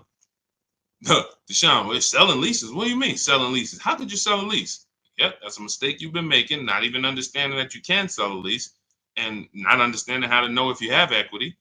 Paying cash for cars. If the interest rates are low, you need to be counting costs. Can I use the bank's money at a lower rate? Can I keep my money invested, making me more money? Look, not getting gap insurance when you need it is a $1,000 to $5,000 mistake. I needed gap insurance, didn't get it. Car gets totaled. Not only is my car totaled or stolen, but I got a bill coming. Look, letting a third-party restriction stopping you from selling your equity. Deshone, I got a third-party restriction. They said I can't sell it. So yeah, listen, that's just, they said you can't sell it. A third-party restriction does not mean you can't sell your lease. It limits who you can sell it to. Negotiating made-up fees. We talked about that. Ordering a vehicle without getting key things in writing. You have a vehicle that's been on order for 3 months, but you have no paperwork, no negotiated deal. You don't know what you're paying. You lost your leverage, and you're going to wait for the car to come, and then they're going to tell you, hey, this is the price. Listen, and they know you waited for it for 6 months, so they know you're not going to back out of it. So they could tell you anything, and you're going to pay it. Waiting until you need a car, 30 days or less, to start shopping. You can't say no. You're desperate. And look, if there's an emergency situation, we deal with emergency situations. Our process in my book literally takes hours, not days. Look at Ansley. Ansley got his 2024 Infiniti QX60. QX60. Look at the time frame. Look at the last sentence. First of all, look at the deal. 2024, $58,000 vehicle, $554 a month, no money down. He only gave him his first month's payment. He drove out. That's a 1% lease. I started the process Saturday, accepted a new deal Monday. They delivered the car to him on Thursday. Delivered the car to him. Look, hours. It doesn't take you to shine. Oh, man, you're going to teach us how to do this, but does it take a lot of time? Listen, I get cars in 90 minutes.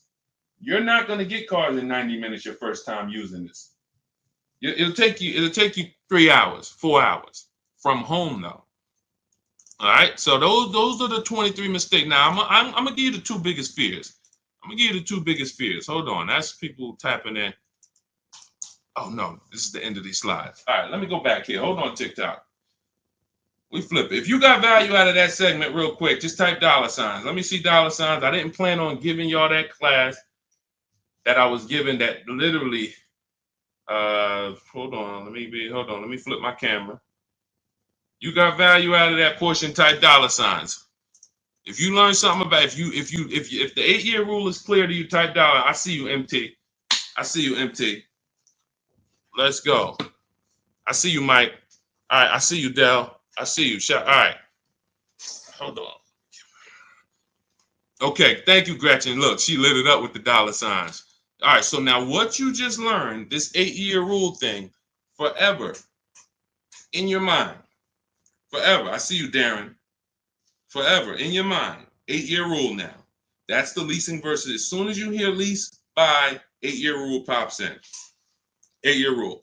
And so now another thing I would teach in this class is hold on, let me stop sharing my screen. What is the 2 fears every single car salesperson has? The 2 fears every car salesman has, and you have to use them to your advantage. Thanks, Elmar. I see you. $signs. Shout out to the people who locked in, who got value out of what we just went over. The 2 fears. The first fear is a customer that will not come into the dealership. What is the first question when you get on the phone with any car dealership? One of the first questions they're going to try to say to you. First question. You're not even going to be on the phone with them a long time before the question comes out. What's one of the first questions you're going to hear? Anytime you're on the phone with a car dealership or a car salesman. Thank you, Carissa. When can you come in? So if a person is showing you in your early interactions, this is my intention, within a couple minutes, can you come in for a test drive? Look, exactly. So that means that's their superpower, is getting you in for a test drive. I gotta get you in. Now, that's their biggest fear, is a customer that they can't get in. Can't get them to come in. I can't get them to come into my house, get fascinated by all the fancy cars that a lot of other dealers have, that all my competition has. I can't get them to come in. Big fear. Second fear is the customer who makes them compete against their competition. A customer who is making them compete against their competition. See, we've helped you. See, I've been blessed to help over 2,000 people personally in my programs. I have a Shop with Deshone program. That's where you see a lot of these people. I have a I have a private group for people I shop with. That's my done with you program. But then I have a do it yourself. And my blueprint, for those of you who like, Sean, just give me the blueprint. Let me get the blueprint. Give me the exact steps. I'm going to do it. We've got thousands of people who have my blueprint, which is my new digital book, Cars from Home, 7 Steps to Saving Time, Money, and Avoiding Dealerships. You can get your copy as my welcome offer to you in my TikTok bio, my Instagram bio, the YouTube comments, or my Facebook comments for 75% off. It's normally $97, but if you go there before 30 minutes, only 30 minutes, that's a 30-minute welcome offer. If you get there before 30 minutes, you can get it for 75% off, which is $24. So go there, grab your book, come back to the stream. You might still be able to listen to us. But the point is, I know from working with all these people over the last 3 years that 8 out of 10 dealers are not going to give you a below market deal. It doesn't matter how much you negotiate. They're not going, if the below market deal is here and let's say the starting price is here, the below market deal is here, 8 out of 10 dealers are not going to go below this. That's just where they rather sell the car to someone else. I'm not going here. Now, another dealership, what we call the 20%, will go here. So how do we get the dealers that's going to go here? We use the 2 biggest fears that every car salesman has. We combine them. We're not going into the dealership, and we're making them compete against their competitors, and then we're finding the 20% here. That's how you do it. So that's what my book is. My book is a system. When you're shopping for a used car, you're looking for a Honda Accord. Literally everyone who has a Honda Accord, you're making them compete with each other. Everyone that has a Honda Accord, you're making them compete. I have a system in my 3rd step. I help you budget and know exactly what you can afford. But then I have a system where I help you see multiple goals below that. Yeah, my max goal might be I could spend, $22,300, but I help you see multiple goals, starting with a no money down goal and a short loan and all of that. Again, it's proven. Google it. You can read the reviews. You can see all the 5-star reviews. But the point is, that's how you get the below market deals. You don't get them by negotiating. You get them by making dealers compete and staying in your house for most of the process. The only time you need to be in a dealership with our process is when you're test driving or when you're picking up your car.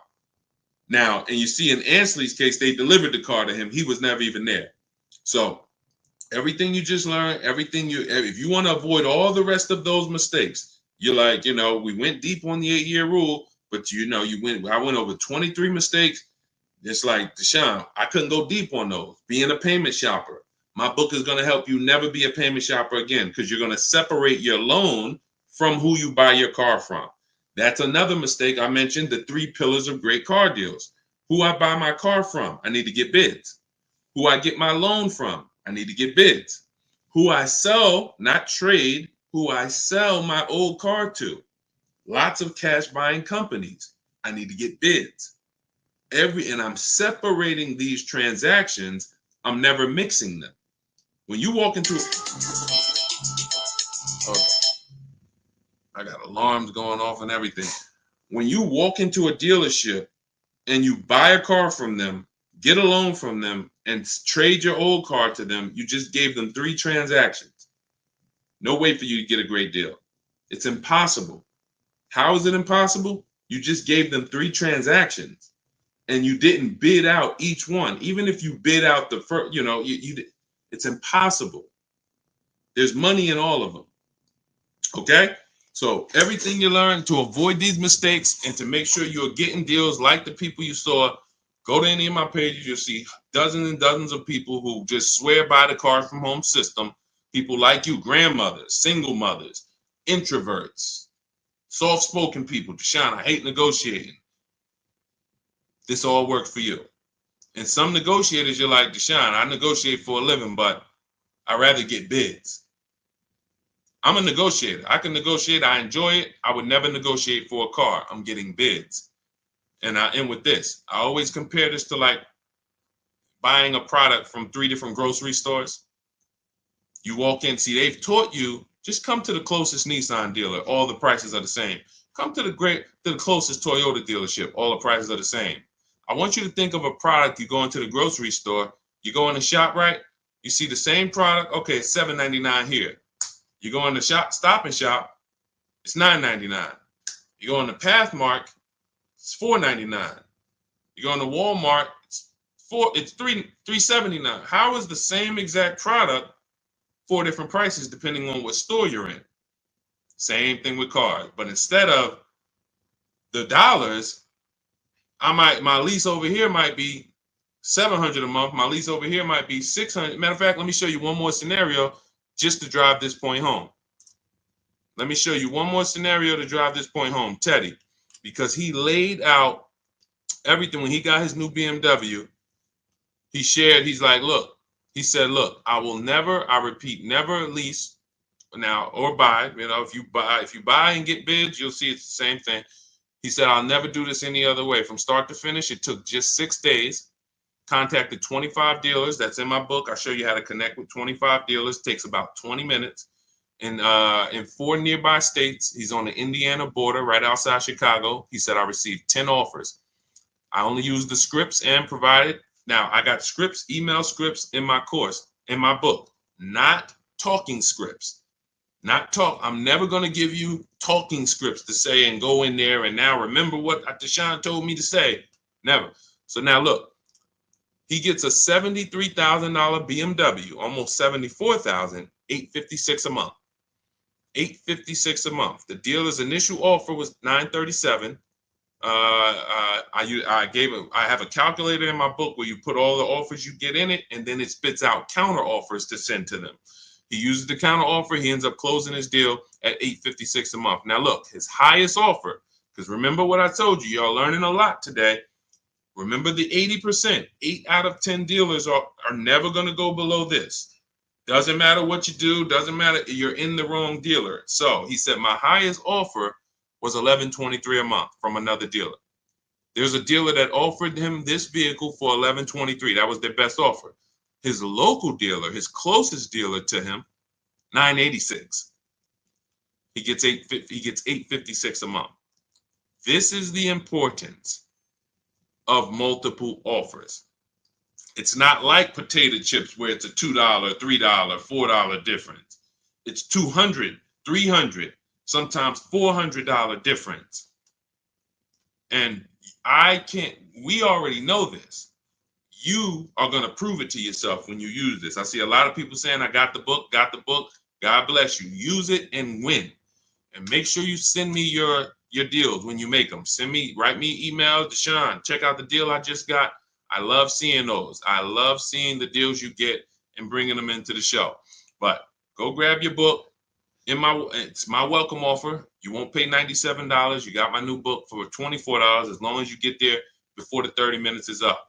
Cars from Home, 7 Steps to Saving Time, Money, and Avoiding Dealerships. In my TikTok bio, my Instagram bio, the YouTube comments or the Facebook comments. Use it. Everything you need is in there. This is what we do over here. Join our family, and the people who got the book, I'm happy to have you. All right, we did something a little different today, and I enjoyed it. I hope you got a lot of value out of it, and if you were locked in, you should have got a lot of value out of it. Gretchen said, I love the counter offer calculator. I'm glad. And you know, we used to do this manually, Gretchen. There's 6 calculators in that book, either 5 or we got the counter offer calculator for leases that we invented. We got the counter offer calculator for purchases we invented. We got the perfect budget calculator for purchases. You've never seen it. You can't get these the calculators alone are worth the price of the book. This is proprietary software. You can't Google let me find this calculator on Google. It doesn't exist. The true market value, the true value calculator for used cars. This is stuff we invented. This is specific proprietary Cars from Home stuff. That's why I could have said, you know what, I'm going to charge $200-$300 for this book. And then the people who get it, they're going to see this is worth every bit because people are using the book and saving $5,000, $10,000, $8,000 and more. But I priced it at the welcome offer. It's the price of a regular book. But even if you missed 30-minute welcome offer, it's worth $97. It's worth $400. But I wanted to price it at $97 just to say, you know what? I got to price it somewhere so you know this ain't no regular book. You know the books on Amazon, when you see them, they're rare. they're $280, $400. You could tell, okay, wait a minute, these ain't no regular book. If you see them for $24, you say, okay, that's a regular book, regular book, regular book. It's not. But with the welcome offer, you can go and you can pay a regular book price. You get there before 30 minutes, it's $24. So I'm gonna jump off. God bless. 8-year rule. Step 1 in my book. Step 7's delivery. Ask yourself as you use the book, where am I at in the process? You should make sure what step am I on? Stay on task. Don't overthink. Literally just follow my steps. Leave your strategy at the door. I don't want your strategy. Bring your goal. That's it. Deshone, I want this car. That's all we need. Don't bring no strategies over here. You got to unlearn your strategies. That's the whole point. All right, let me jump off. God bless y'all. I'll see y'all soon.